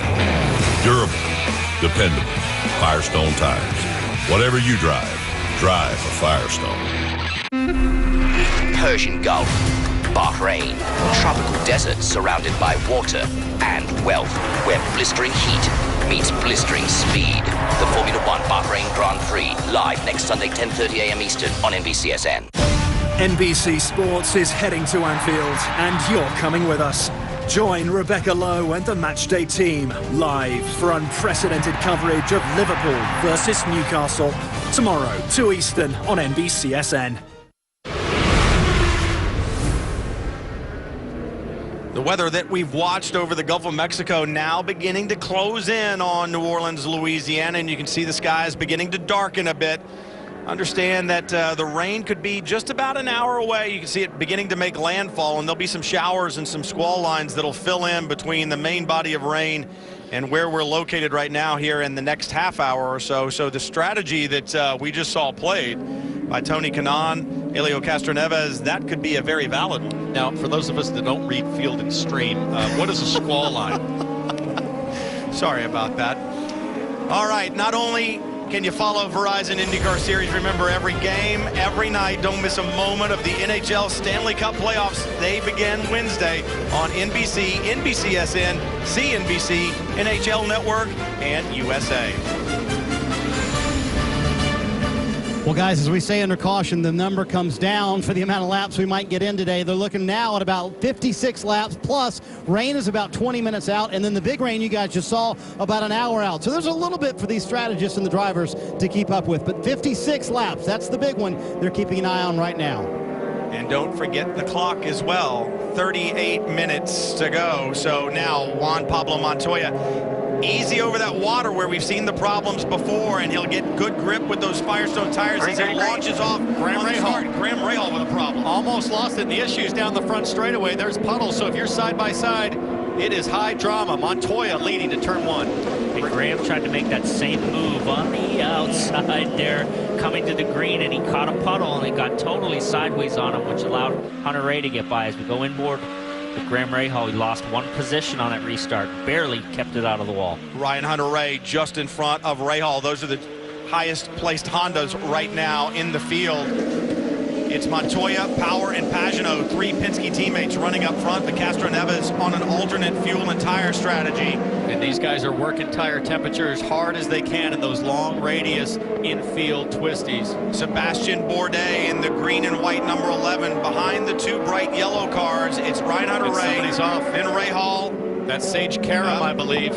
And if he can keep the car moving or get it moving, as long as there's and it's dead in the water. Stalled, yeah. Visor is up, and that signifies to the crew workers that the engine is stalled. And for Sage Karam, brings out another full course caution. And guys, these yellows play right into the hand of Helio Castroneves. He was the first guy to take that last pit stop on lap 29, and every yellow helps. Let's watch Graham Rahal's dramatic and dynamic on board on this restart. So we talk about all the damp areas. Listen, wheel spin. Get ready, green, green, green. Wow, great car control. but it allows Ryan Hunter-Reay to get the run, but then watch down in turn 1. Graham tries to take it back. Oh. Thread the needle on that one, but there wasn't any room there. I'll bet those mandatory reinforcements that came to the Honda front wing came in handy right there. They may have come in handy. That was Honda versus Honda down into turn 1, and you saw Sage Karam sitting in his car. His body language said a lot, didn't it? His head was back on the headrest, and you know he was thinking. Well, we had that sit down with Sage, and as you might have heard, the big preseason test at Barber, I think 2 laps or maybe even his out lap, he had a massive off, destroyed the car, had to call Chip. That set him back with the hand injury going into St. Pete. He hung on there, didn't have a great finish. And he's, you know, this kind of thing just puts you further and further behind the ball for that very important learning process. Hugely talented driver, and I'm sure he's frustrated. You can just see it in his eyes. And there's so much story to be read there just in his eyes that you can see. You can tell that he's disappointed, and perhaps disappointed in himself. We didn't see what caused the off there. But Sage looking very dejected, Kelly. Yeah, I'm sure he's disappointed sitting there in the cockpit. Remember, he had that contact early on with his teammate Charlie Kimball, and the team has been coming on the radio just telling him to relax, saying, hey, no more mistakes, just focus on the racing. This, of course, was prior to him going off here, but you know, he only has a ride through the month of May through the Indy 500, and I asked him if that put some pressure on him, and he said certainly it does. That, in addition to being a part of Chip Ganassi racing and racing with some of those legends, guys he grew up watching racing, so that puts a lot of pressure on him too. He really just wanted to focus on completing laps, completing races, so this is certainly going to be a disappointing way to go out here in NOLA. And Paul, it's frustrating to go around, end up in the gravel trap, but the added frustration comes when the pace car comes around with the field and you realize I'm a lap down. Well, and I've been in that situation that he's in. When I first started my career, I was a part-time driver for Penske in a big team like he's in with Ganassi. And, you know, you get your opportunity and you want to show everybody what you can do and how good you are, and certainly I've gone through the same struggles that Sage So what do you do? through. Well, the one thing that you cannot make up for is experience. Yep. And that's what puts him further behind now, is that big off at Barber. We talked to Dario Franchitti, who's really coaching Sage through this whole process of being a rookie. And Dario said the biggest thing he lost at Barber was not just destroying the car, it was the experience of learning safe fuel, the experience of running long runs and what the tires are going to do. And we understand the pits are open, so we'll see how many head to pit lane. Juan Pablo Montoya, and you would expect the rest of the field to follow him in. Montoya the first to hit pit lane, because of course he's out in front, but everybody else doing the same thing. It'll be interesting to see how far Castroneves and Kanaan move up on their alternate strategy. Kevin? Brian, the chatter I'm hearing is that those that are pitting right now will probably make it the rest of the way, but they will likely need another yellow to be able to get home. Ryan Hunter-Reay comes in. He's up to fourth. Let's see who's going to win this race off pit road. No changes for Hunter-Reay, Marty. Kevin, they will need a little bit of yellow because in essence, the teams are thinking we have 23 laps left in this race. Race off a pit road between teammates. Montoya wins that race. Will Power will come off second, and Simon Pagenaud leads pit road in third. Looks like exceptional pit work all up and down with the leaders. Nobody really gained or lost, it seems. Montoya's crew was like a textbook stop. He was the first guy to hit it, the first guy gone, and just a beautiful stop. Such an advantage to be pitted at the front of the queue in a situation like that. You saw Hunter-Reay nailed it on his entry, but had a hard time getting out of his box with the traffic. It was pit stops that won the race at St. Petersburg for Juan Pablo Montoya. Will that be the same here in New Orleans?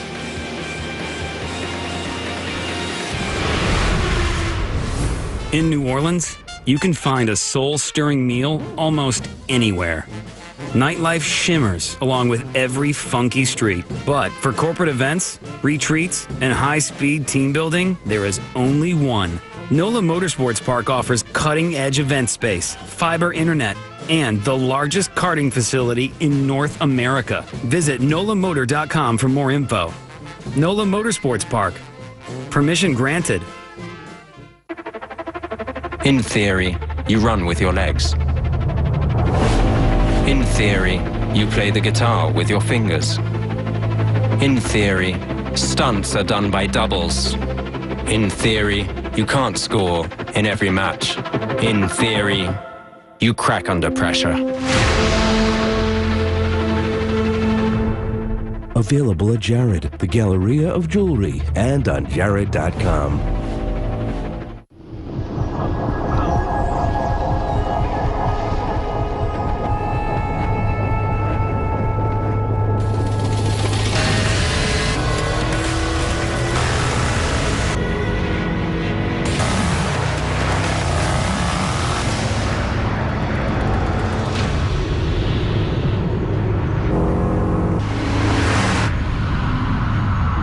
Range Rover Sport. Land Rover, above and beyond.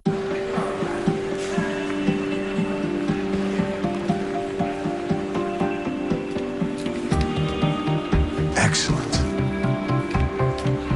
Looking below the surface, researching a hunch, and making a decision. You are Type E. Time for a change of menu. Research and invest from any website with E-Trade's browser trading. E-Trade, opportunity is everywhere. Discover Can-Am's wide range of industry-leading vehicles during the Ready to Ride sales event. For a limited time, the Outlander L starts at $59.99. Or get the versatile Commander, the powerful Outlander, and the turbocharged Maverick XDS with cash rebates up to $2,000. Don't miss out. Visit your local dealer during the Ready to Ride sales event. Can-Am, the ride says it all. Pit stops accomplished under this full course caution. The field back on the racetrack looking to get back to green as the laps and the time counting down here from NOLA Motorsports Park. There's Graham Rahal. See if Paul Tracy can talk to him on the radio. Hey, Graham, PT up here in the booth, man. You're kicking some butt out there today. You're the mover of the race so far. You had a killer restart on board A, but that last one, you barely kept it out of the wall. You think you can give us another good restart and maybe get up to the podium? Yeah, man, I think the DA Lubricants car feels pretty good here today. It's tricky conditions with the drying track here, but yeah, we got to keep clean here and stay out of trouble. Keep getting some good restarts. I just got my shifting, my timing wrong there in the last one, but hopefully we can keep moving on forward. Thank you. Good luck, buddy. Thanks, man. So Graham Rahal getting ready to get back to work from here at NOLA Motorsports Park. We'll see if he can get his luck changed and move forward.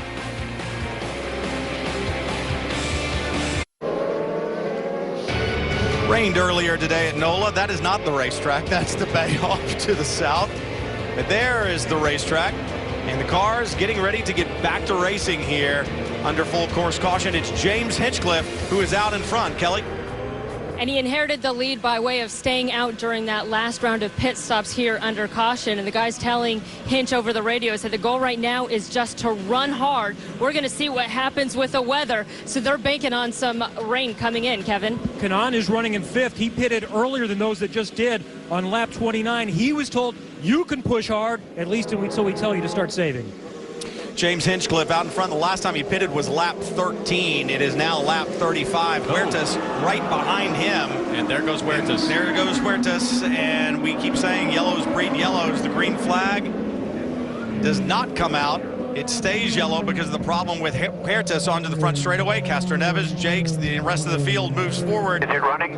And the problem is that you've got a big puddle right in the last corner where everybody's trying to get to power for the restart. Still a river going across right through just past the apex at the exit there. And you know, now the guys, it's getting drier, and the guys are pushing the restart a little harder now. Well, and that was going to be my point. You can see that river just going right across. That water's been there on every restart they've made, though. So you start looking at it and you go, guys, the excuses start going away. You know that water's there each time. I know that you're racing. I know you want to get this start and get a good jump, but you got to get past the hurdle first to get it done. Right now on the clock, I show 27, maybe 26 some odd minutes left to go if this is a time race. Every time this happens and we go to yellow, I mean, Hinchcliffe's only made one stop. He could just nurse it around under yellow and end up winning this thing. At this point now, you've almost got to roll the dice and go for it, because you know, he's had such a disastrous weekend. He's had a couple of big offs, and if you were able to pull a win out of it, a rabbit out of the hat, I mean, that would turn your season around. So I wonder if Kanaan gets that position. As we watched on board, there was a moment of green, green, green, and then the yellow came out. It looks like he got that spot on Simona, so we'll see how they reshuffle the field here. So problems for Carlos Huertas. He won in the rain. Remember, his only win was at Houston in the rain last year, playing strategy.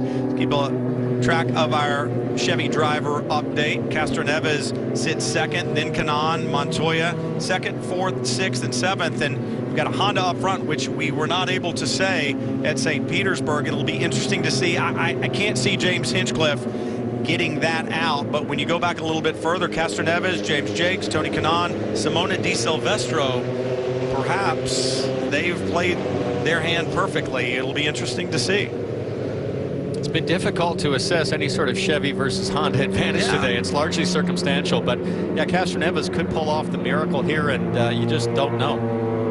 James Jakes, his return to the IndyCar Series. He didn't run here last year, and I was very impressed with his performance at St. Petersburg. Coletti, they obviously have made repairs to the gearbox. He was back out and now heads back to pit road, I would assume, to check some things over and make sure that there are no more leaks or that the problems have been fixed. But I got to tell you, I'm stunned with the resilience of that car. And that puddle that is right at the pit out is still going to be a big problem when these guys fan out on the restart. So there's still a lot of danger areas. Robin, you got anything on Jakes? Well, think about this, boys. Yesterday he was in the top 12. He was going to be in the fast 12 for sure before everything got canceled. So he had to start 22nd today.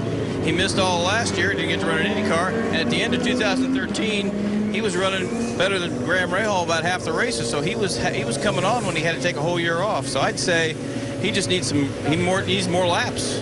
Well, it's somewhat similar for Simona Di Silvestro. She hasn't raced in a year. She's done some driving.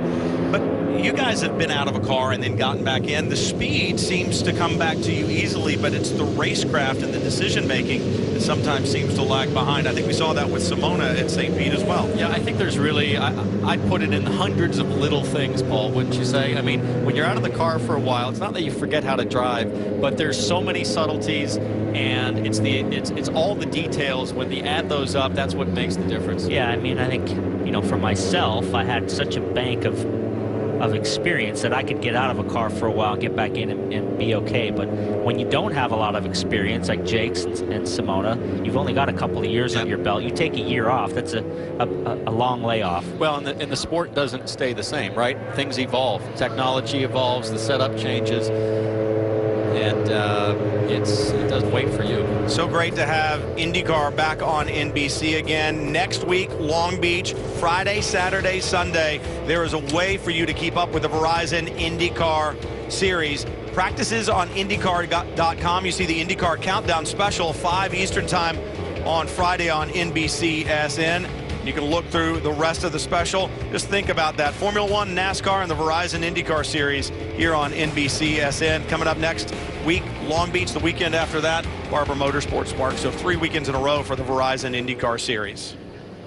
You know, as we get down towards the end of the race, I mean, the guy who's really struggled today is Dixon. He's not really moved anywhere all day. Difficult for him to do, and you see the fans beginning to put on ponchos. I think we're getting a little bit of moisture falling.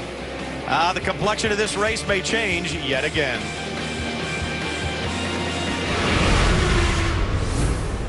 Hey, honey. So how was the conference? It was... With 33,000 square feet of fiber internet-equipped event space and the largest karting facility in North America, corporate events are a little different at NOLA Motorsports Park. It went by so fast. Visit NOLAmotor.com to start planning your retreat. NOLA Motorsports Park. Permission granted. Every day, harmful contaminants embed and accumulate on the surface of your car, causing serious damage if left unattended. Car enthusiasts and professionals know there's only one way to remove these destructive elements. Mother's Clay Bar safely and effortlessly extracts these embedded contaminants. And it's as simple as spray, clay, and wipe away, leaving the surface perfectly clean, smooth as glass, ready for polishing and waxing. Mother's Clay Bar System. More value, more clay. man pioneers a way to see the unseen, leading to radar, forever providing early warnings and safer journeys. The conviction to create a safer journey is the Mazda way. The Mazda 6 uses radar, lasers, and sensors to detect objects and even apply the brakes for you. Introducing the modern sports sedan, the 2015 Mazda 6. What do you drive? What isn't about speed? IndyCar. The heart of racing. Get it all at Indy Rivals.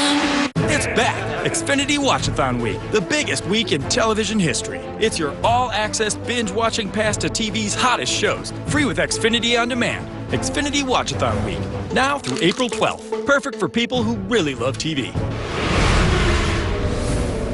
With moisture beginning to fall here at NOLA Motorsports Park, James Hinchcliffe brings the field back around for the restart. Hinchcliffe last pitted on lap 13. We're now on lap 38.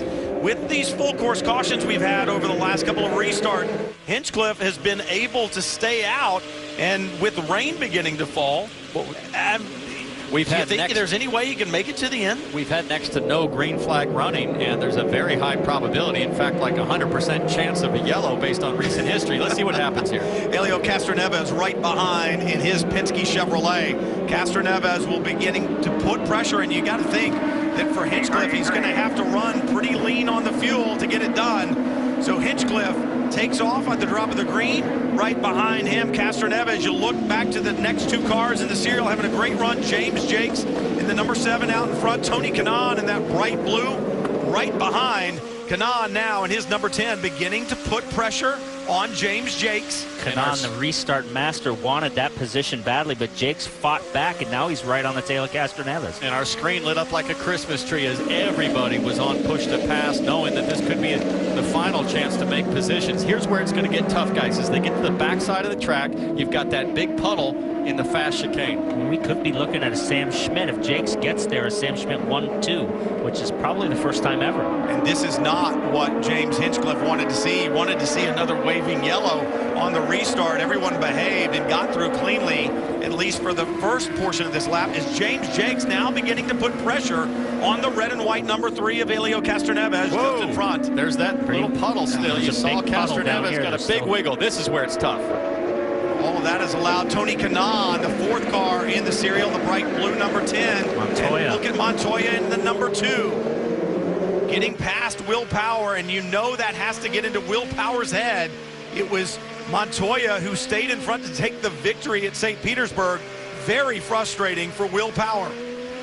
Montoya knows now, like, I'm not in control of the race. These guys are all going to gamble. I've got to make it happen. He's got to go. There's no laying back and waiting it out. Simona Paul goes to P4, passes Kanaan down the front straightaway.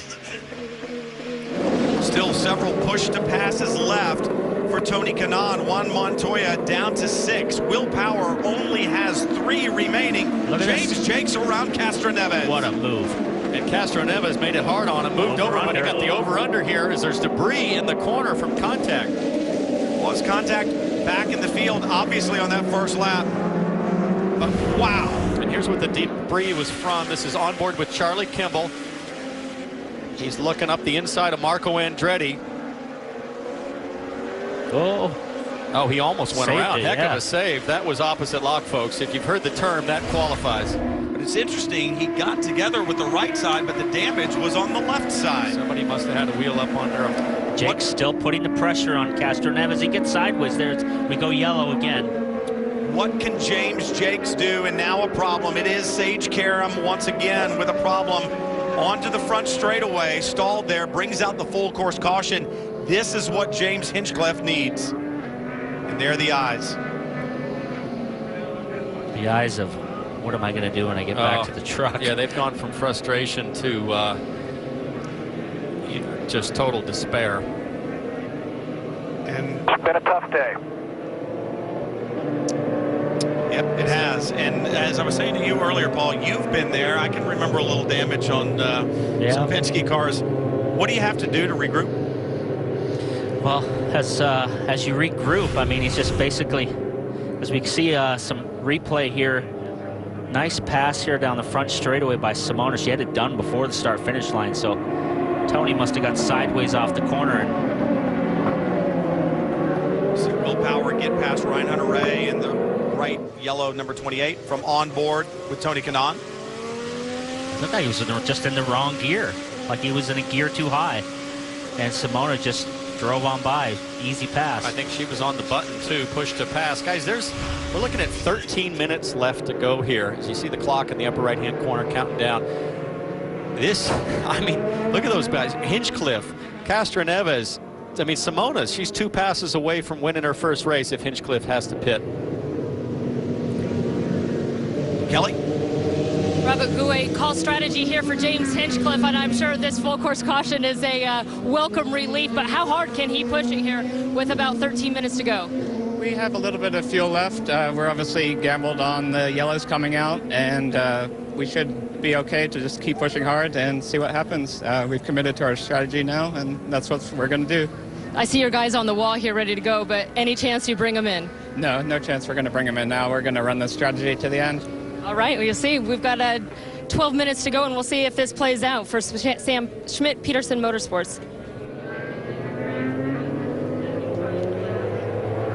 Di Silvestro has certainly had an impressive day, starting in the back, working her way all the way up to the 4th position. Rob Edwards now with Andretti Autosport calling her a race. What have you seen from this young lady today in a track she had never been to, and she's the only one?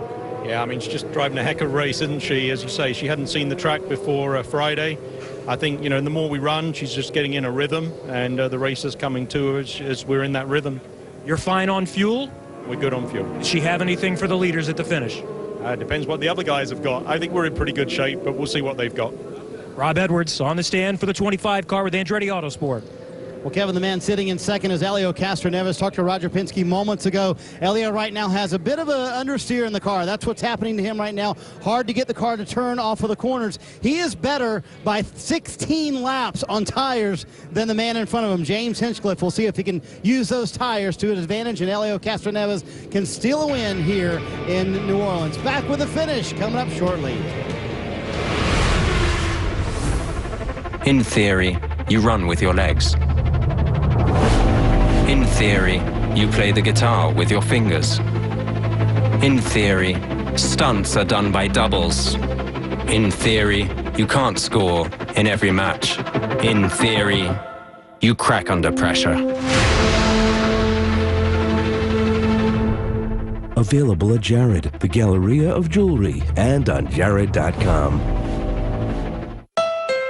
Mario Andretti, racing legend.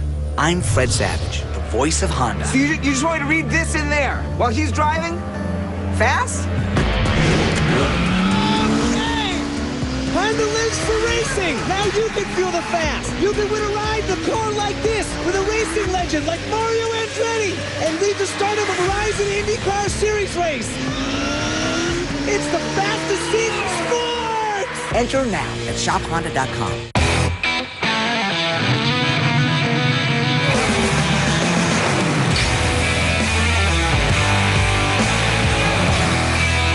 Whether you're on the highway, the back way, the straightaway, or some other way, at Firestone, we believe when the rubber meets the road, the rubber should always win.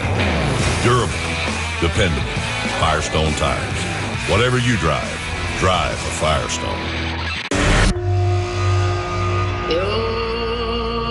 Before the fans go in, before the drivers go in, before the championships go in, before Mobil 1 synthetic motor oil goes into these cars, we put the energy and science into perfecting it. Energy lives here. Mobil 1. You're watching NBCSN's coverage of IndyCar, brought to you by thetirerack.com. Find, deliver, install Tire Rack. And by Steak and Shake, home of the original steak burger, proud sponsor of number 15, Graham Rahal. You could use a steak burger right about now. I always wanted to try one of those things. You've You've never eaten a steak burger? I'm concerned about you. You're an In-N-Out guy. You're from California. Yeah, I knew it. Here we go. Here we go. This is it. James Hinchcliffe rolling the dice, betting it all that they'll have enough fuel in that Honda-powered IndyCar that he's piloting onto the front straightaway for the restart. Green flag waves are racing again in New Orleans. And he gets away. Hinchcliffe got a great restart. We see second and third here. Oh, Simona Di Silvestro looks up the inside. That's not going to work, but Castroneves. Jake's pushing on him. Castroneves past James Jakes, holds that position. Simona Di Silvestro got another fantastic restart. Just ran out of dry pavement. Tony Kanaan now putting pressure on the back of Di Silvestro. Your ride with Kanaan. When you sit this low to the ground as you do in an IndyCar, it's impossible to see those puddles as you're racing up behind somebody's gearbox. That's Bourdais, Hunter Ray, and Simon Pagenaud. Big contact into the tires for Bourdais. 3 cars at least are off. Ryan Hunter-Reay, Sebastian Bourdais. I don't really think there's much damage to his car. If he can get it in gear, yeah, I'm all right. If he can get it in gear, he'd stay on the lead lap. But that one's the not. 22 of Simon Pagenaud. Belts off, steering wheel off. He's climbing out. He does not look happy. He's mad at somebody, so he's not waving at the fans. I promise you that. Everybody knew that time was running out. Ryan Hunter-Reay, knowing that time was running out, trying to get positions in these closing stages. This could run the clock. Pagenaud right not happy with Bourdais walking over to the number 11. Paul, you're right.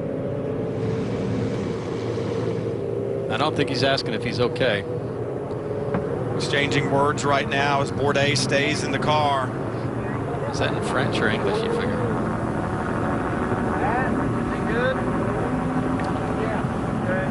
Simon walking away.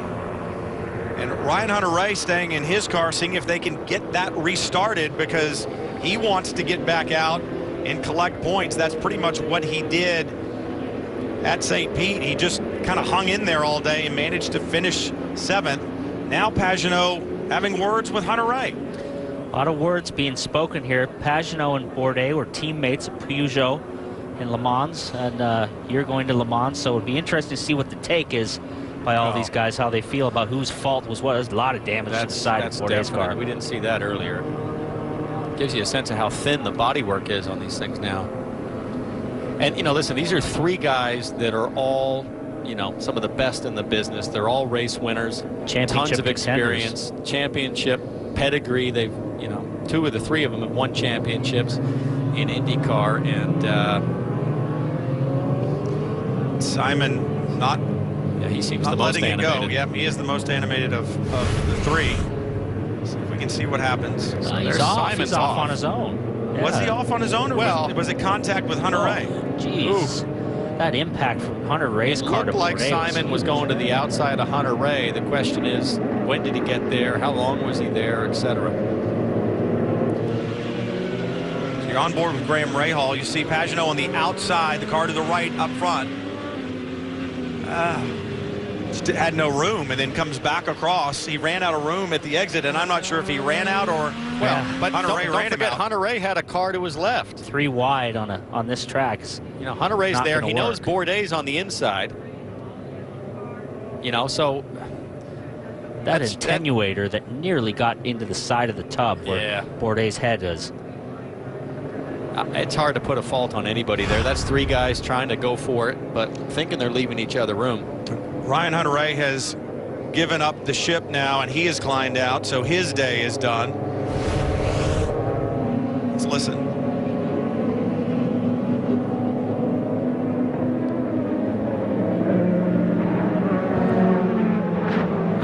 I'm sure Pagenaud's frustrated, but Paul, when you're on the outside of somebody, they're not looking in their right side mirror in a left-hand He's got corner. Bourdais on his inside. Yeah.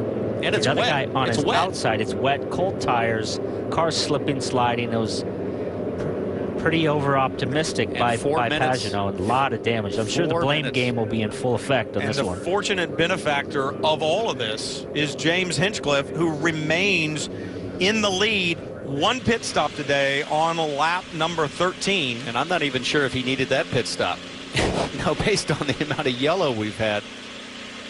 You know, his first season that he had at Andretti Green, he came out of the blocks so strong with 3 wins, had a great season, but last year was a huge struggle for him, and to bounce back now and get a win would obviously be a good shot in the arm. Look at the clock. 3 minutes and 40 seconds and counting to go. And for James Hinchcliffe, they rolled the dice. Does he still have enough fuel in his tank to make it around behind the safety car? Because this was a huge gamble. They didn't have a car that worked for them throughout the weekend. They knew they would have to go off strategy to get something done. Can James Hinchcliffe find his 4th victory in the Verizon IndyCar series? And if he does, it came at the hands of some really smart guys sitting on the box that were willing to crunch the numbers and roll the dice. Well, it's all about rolling the dice, yeah, I think, in the end. But you've got to have the courage to make those calls. And to James's credit, you've got to have the skill to just stay out of trouble and keep it on the island. Now, look at this. We could be in a situation with somebody like Hinchcliffe winning a race like this. This is number of different winners in previous seasons. 2014, last season, was an all-time high. 11 different winners in one season. You never know, guys. We could be setting a record again. Well, it shows you the competitive nature, I think, of the series. Paul, we were talking about this the other day. You see that number, and it's impressive. And when you look at some of the starting positions and where the pole sitter tends to finish over the last couple of years and where the race winners are coming from, they're coming from 8th, 9th, and 10th on the grid because there's a lot of strategy being played, and the competitive nature of the series right now is at an all-time high. Well, and I agree. And the speed of the cars, now the guys that are actually had a bad qualifying are actually as quick as, in most cases, as quick as the leaders. So if you call the right strategy like the Sam Schmidt team has done with both of their cars, they're both fast enough. And we saw Hinchcliffe struggled, had a lot of spins during the weekend, but cycle the guy to the front, and he's able to control the pace of the race, and now he's in control here. So, Paul, to your point, if you're qualified, let's say 19th in this series in the dry right now, you're talking only about half a second, 6/10. 10 years ago, it was nothing like that. You'd talk about half a second separating the top 3. It's just completely changed the game. Maybe a second through the top 10, but then it dropped off dramatically after that. Now we understand there will be a review of the incident between the 22, the 28, and I say the 11. I mean, what is there to review? They're all out. Yeah, Bourdais was an innocent victim in all of that, I think, but they'll review it and see if any penalties will be applied. But as you said, you know, what do you do? They're all out of the race. So as you see Bourdais' damaged machine. You know, it's amazing. We started off the race in the worst conditions that you could have, and everybody was minding their P's and Q's. We got quite a long way with no yellows, and since it started to dry, everybody went berserk on these restarts. Yeah, and I think Pagano's, you know, he's at Team Penske now, championship contender last season, and he's thinking points, right? He's all about the points haul, and he's got 3 very quick teammates, and I'm sure that plays heavily into his increased aggravation.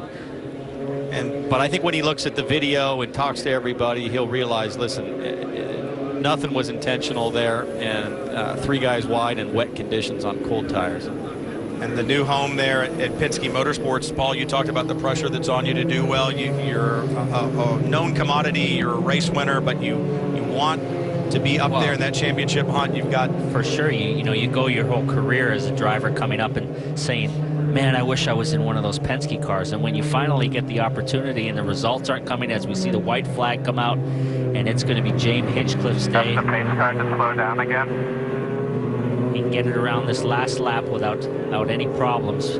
What a day for him. But as I said, you finally get your opportunity to get to the top level team and the results don't come. That is really frustrating. And what a day for Castroneves. I mean, he's another one that has really, I guess, lucked out. Teams called the right strategy. He was obviously had the contact early on, but to come home with a podium finish, finished 4th, I believe, there at St. Petersburg. So from a points championship standpoint, that puts him in good standing. Montoya will come home 5th if he keeps it together here on this final lap. 34 laps if James Hinchcliffe makes it back around to the checkered flag that he will have run on his load of fuel. And it's one of those deals too that I think it really shows that you're never out of it. I mean, this is in Verizon IndyCar Series, you're never out of it. You've got to spend the time to fight your way back in, use strategy, use track position to do it. Look at Simona Di Silvestro, James Jakes in third. Two drivers who didn't run in the series last year and certainly showed speed at St. Pete. They played their hand correctly, but great finishes for them. Yeah, I mean, you have to take a lot of satisfaction in just not making the mistakes and keeping the car clean to end up in this kind of result. Now, they'll go away and say, listen, I wasn't the fastest car. We didn't have the setup just right. But this gives you breathing room, Paul. Well, certainly You'll does. take the result any way you can Anytime you get a good result and you come home ahead of Montoya, Kanaan, Power, I mean, that's a great day. So great to see her back in the series. Hopefully they can raise the money to keep her in the series through Indianapolis and keep going. There's a bunch of guys that were so fast at St. Pete on a street circuit. I can't wait to get to Long Beach in a week's time. See guys like Graham Rahal. You know, the racecraft that Graham's had has been really strong. Good. His pace looks good. He hasn't had the best luck, but this is not a bad finish for him to come home in the top 10. I think it's one of the best cars he's had in a long time. But for James Hinchcliffe, onto the front straightaway for the final time. In the Big Easy, it was not easy today for James Hinchcliffe. His 4th career win comes with Honda Power at NOLA Motorsports Park. James Hinchcliffe wins in New Orleans. It's his first race win since 2013 in Iowa. 3 of his 4 wins. Boys. Good call. That was awesome. Thank you. Thank you. The mayor of Hinchtown, maybe this will be his North American, his United States headquarters for Hinchtown down here in New Orleans. Look at the celebration for that team. 3 of his 4 wins have come on road or street courses, and he adds another one, and this one will be one to remember, not because, as you said, the outright speed. Thank you guys so much. I know it's way easier to do it from the front, but we prove we can do it from the back. Great job, guys. Great job. I'd like to hear your rendition of "Oh Canada," Paul. Yeah, he's got a great team surrounded around him. You've driven for Sam. He puts together probably one of the best outfits out there with a smaller budget than the big guys. Yeah, he deserves this result. That whole organization's worked hard to get here. Well, from the elation of the winner to Kevin. Certainly the mayor of Hinchtown is celebrating. Others not so happy right now, including Ryan Hunter-Reay. Tell me what you're seeing and what you're experiencing on that final restart with all the contact. Yeah, we had a great race going. You know, had some really good clean racing there with Ray Hall Power. Even Pagano, we went side by side through turn 10 there. It was some good racing. Then we got down to turn 4 here, turn 3. Yeah, I'm pedaling the car all the way out. It's loose, and there's just no more room for him to be out there. Bourdais on my side, on my left. I don't know where to go at that point. It's like, what do you want me to do? It'd be great if they showed it one more time, but Bourdais right there on my left, Pagano's on my right. I'm using my regular racing line. He stuck his nose out there, and he's off the racing line now, right here. Right? There's no more room, and I mean, I don't know where he was going with it, but yeah, and then he cleans us both out. What did he say? He's lucky that I'm happy both all 3 of us are not injured at all. Pagano and I just talked real quick, and he said, you know, you ran me out of room, and I said there was no room in the first place. I don't know where you want me to put the car, but Bourdais right there. It's tight. It's a tight fit.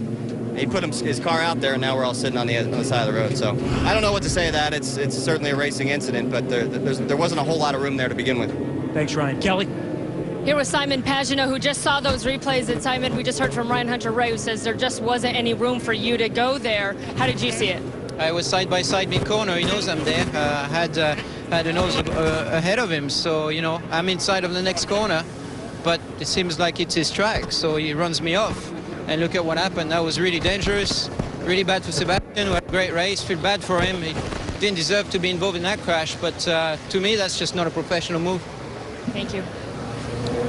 Frustration, you saw it with the body language for Simon Pagano on the racetrack, and you hear it in his voice right there. I can see both sides of that.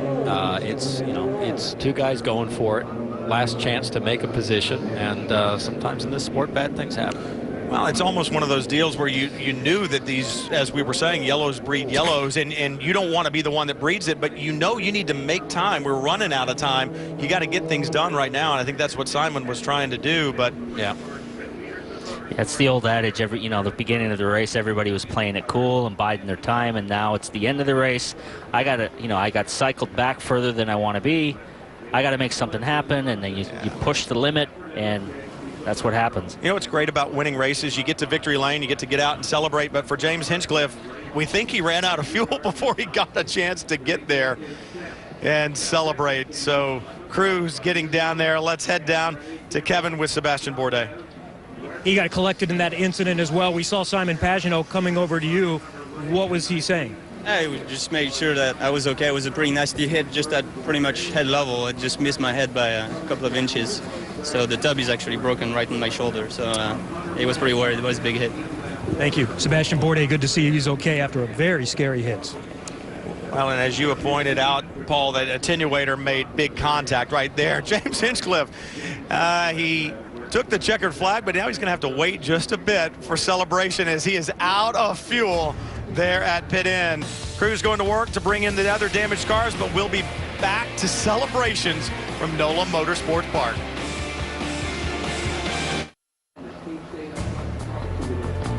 Well, when you are the winner, you can arrive fashionably late to victory lane. James Hinchcliffe does just that as his crew finally gets him down pit road after running out of fuel. Hinchcliffe already has his belts off because he wants out of that car and wants to celebrate. Congratulations to the entire team. They played that absolutely perfectly, maybe used a little voodoo and a crystal ball to see where things were headed as James Hinchcliffe gets pushed to victory lane. Look at the crowd. That's the thing that I'm impressed with. Adverse weather conditions, and you look back down behind the grandstands, now beginning to empty as they follow the celebration just like they would a Mardi Gras parade down to victory lane. I'm ready to see some beads start throwing. He's ready to drink some of that voodoo juice. Hurricane. It just, I mean, this series is just, that's what makes it so great. I mean, we were talking about all weekend, the Penske domination, and, you know, nothing is over till the checkered flag comes out. No, it's not, and I think that's the one great thing, or one of the great things I should say, and we were talking about the number of winners from last year. I think the average finishing position for a pole sitter has been something like 10th, and the average winning position has been starting about 8th. So there's so much movement forward and backwards in the field. It is not over until it is over. But Helio Castroneves also had a great run. He comes home second. Kelly? Helio Castroneves, and it was a bit of a wild weekend for you here in New Orleans, but you come away with a second-place finish off a gamble. What's your takeaway? Well, I have to, first of all, congrats the entire track, the entire Verizon IndyCar Series for keep pushing, you know, to have us around here and keep the fans, actually. Congrats to the fans, and thank you for the fans for NOLA first race. We have to keep going. Track conditions really difficult because some of the areas there was a stream going on the racetrack, and it was very difficult for us to keep out there. Now, talking about the Hitachi boys, guys, you guys are awesome, you know, because we have a little bit of a misunderstood. I thought the guy that I hit was 2 laps down, and I knew he wasn't battling there for the lead, and unfortunately, we ended up getting our nose chopped out. I shouldn't. The information was kind of like a little bit iffy, but in the end of the day, Roger, Jonathan, Doug, and everyone, Travis, guys, thank you. You guys never gave up. I never gave up, and in the end, it was today taking second place. It's a very happy day. Well, guys, not as happy as James Hinchcliffe is. His first win since Iowa in 2013. How about this? Hinch makes it to victory lane in New Orleans. I don't think any of us thought this would be the case when the day started. The confetti flies, lots of hugs. And how about the strategy for James Hinchcliffe and the Schmidt-Peterson team? He wants to hug everybody. You got a few more to go, Hinch. Go ahead and hug it. You got to get them all in, right? Let's talk about this. Let's be honest. When they said you're not going to pit again, did you really think this was going to work out? It was funny, you know, when we first decided to stay out, I thought, wouldn't it be funny if we could make this a one-stopper? I just never thought it, you know. On one hand, I feel bad we didn't have more green flag laps for the fans and everybody here at NOLA, but on the other hand, those guys called it awesome. The car was unbelievable on the reds there. We pulled away from a couple of Penske's on those restarts. You know, if we had gone green, I think we could have held them off at the end as long as we had the fuel. And can't thank Alan and Will and all the guys on the standing off, all the guys in the pits. I was just so happy. Honda, Firestone, get that first win. Aero Electronics, Mr. Sam Schmidt. Winning one for him. Man, winning one for Sam. We were talking about this at dinner 2 nights ago with Rick. He said, I want one of your helmets, but it's got to be a race-winning one. So I feel like I just lost the helmet. All right, they pull it into victory lane. He said, would you guys be mad if I lit it up just a little bit, just a little burnout? They said, we'd rather not. Let's save that engine. Brian. Nicely done by the team. You saw Sam Schmidt there.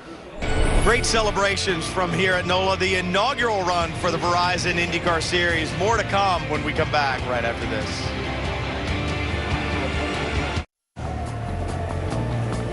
Hope you enjoyed the Verizon IndyCar Series. Still plenty of motorsports coming your way today. NOLA Motorsports Park, Verizon IndyCar Series, its action is done, but IndyCar Chronicles will be up later today, and they will highlight and feature James Hinchcliffe. What a better person to do. Let's head down to Robin Miller. James Jakes, 22nd to 3rd, second career podium, hell of a job, overcame a spin. Talk about your day. It was pretty manic, to be honest. You know, we got hosed yesterday in qualifying. We got into the fast 6 and they cancelled it, you know, and I thought we could start well, and I knew with the conditions today we could have a strong run, but then we had the spin. But you just got to be patient. Anything can happen, and it's you know, great credit to the team. You know, they worked their butts off. You know, we haven't been the ultimate pace this year. I don't think it's our own fault, but you know, everyone's working their butts off, and you know, we're looking forward to Long Beach. All right, hell of a job, Kevin. Simona Di Silvestro went from 18th to 4th. Tell me how you got it done. Yeah, well, you know, in the rain we were going pretty well, and then we had a pretty good call on the pits to come in and put the slicks on, and the second stop was also a really good call. So I think that's how we shuffled forward, and from there on I was able to pass TK. So really happy, you know. I think it's great for the team and from myself, second race back to finish 4th, and it's not something we're expecting, you know, after how the weekend started, but sometimes things kind of fall your way, and they did today, so really happy about it. Great run. We know we'll see her in the 500. There's still a chance we might see her in Long Beach, hoping for that. Stay with us, more to come. Final standings, points, and more from NOLA Motorsports Park.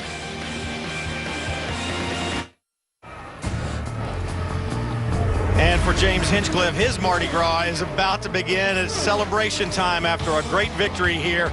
One well thought out, well played to bring his car, Sam Schmidt Motorsports, to victory lane here at NOLA Motorsports Park. But a lot of turning points throughout the day, some full course cautions, some excitement, a little bit of drama. Let's look back.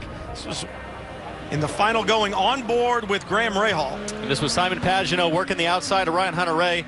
Not enough room. Pagenaud goes off, big hit into Hunter-Reay and Bourdais, takes out all three of them, and that was our final restart. And there wasn't really a lot of contact. It was just a wheel-to-wheel, but as soon as he got those wheels on the grass, the car actually sped up and just creamed into the other cars. So nowhere to go for Bourdais. Huge impact, broken car, innocent bystander, was having a great weekend. So you see James overjoyed. Oh, Canada, congrats to the new Canadian hero. And there's no one that'll celebrate harder, well, that's because you're up here, Paul, than James Hinchcliffe will celebrate this victory. Hugs all around, and I got to give hats off to the ownership here and the track and the staff. They've done a great job under some very, very adverse conditions throughout the weekend, and still a good crowd here at Victory Lane as the drivers take to the stage for the celebrations. Let's look at points and how they play out after round 2. It was Juan Pablo Montoya that took the victory at St. Petersburg, so he came in here with the championship lead. He maintains it, but his teammate Helio Castroneves really closing down. And it sure did tighten up further back. I mean, obviously Tony Kanaan kind of held in there. Look at Simona Di Silvestro. She is 6th in the championship right now. That is very strong. And if you're Michael Andretti, you've got to find a way for her to run at Long Beach. Ryan Hunter-Reay brings up the first driver on the second page. That is not where he wants to be. And a little bit further back, Marco Andretti right there with him and their teams and drivers. They really are struggling. What'd you guys think? Well, it's been a strange day. A lot of voodoo in the bayou. Anything can happen here in IndyCar, especially on a day like we've had. Well, this race was not the greatest race that IndyCar's ever had, but I'm sure they'll learn a lot from it, come back next year, put on another great event, and I'm looking forward to Long Beach. That's going to be a fight. Champion Will Power finishes a little further back than what he wanted to. Long Beach and then Barber, 3 in a row, 3 very different types of racetracks. So a lot of challenges in store for these teams and these drivers. They got a long haul across the country. They'll bring you a show just this good from Long Beach. Celebrations about to get underway here on the victory podium here at NOLA. The Verizon IndyCar Series, you saw a great one. So impressed with the inaugural run here.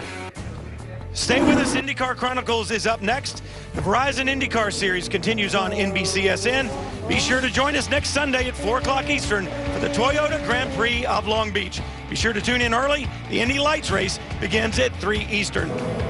For more information on the Verizon IndyCar Series, log on to NBCSports.com. For Townsend Bell, Paul Tracy, Kevin Lee, Marty Snyder, Kelly Stavis, and Robin Miller, I'm Brian Till. We'll see you then.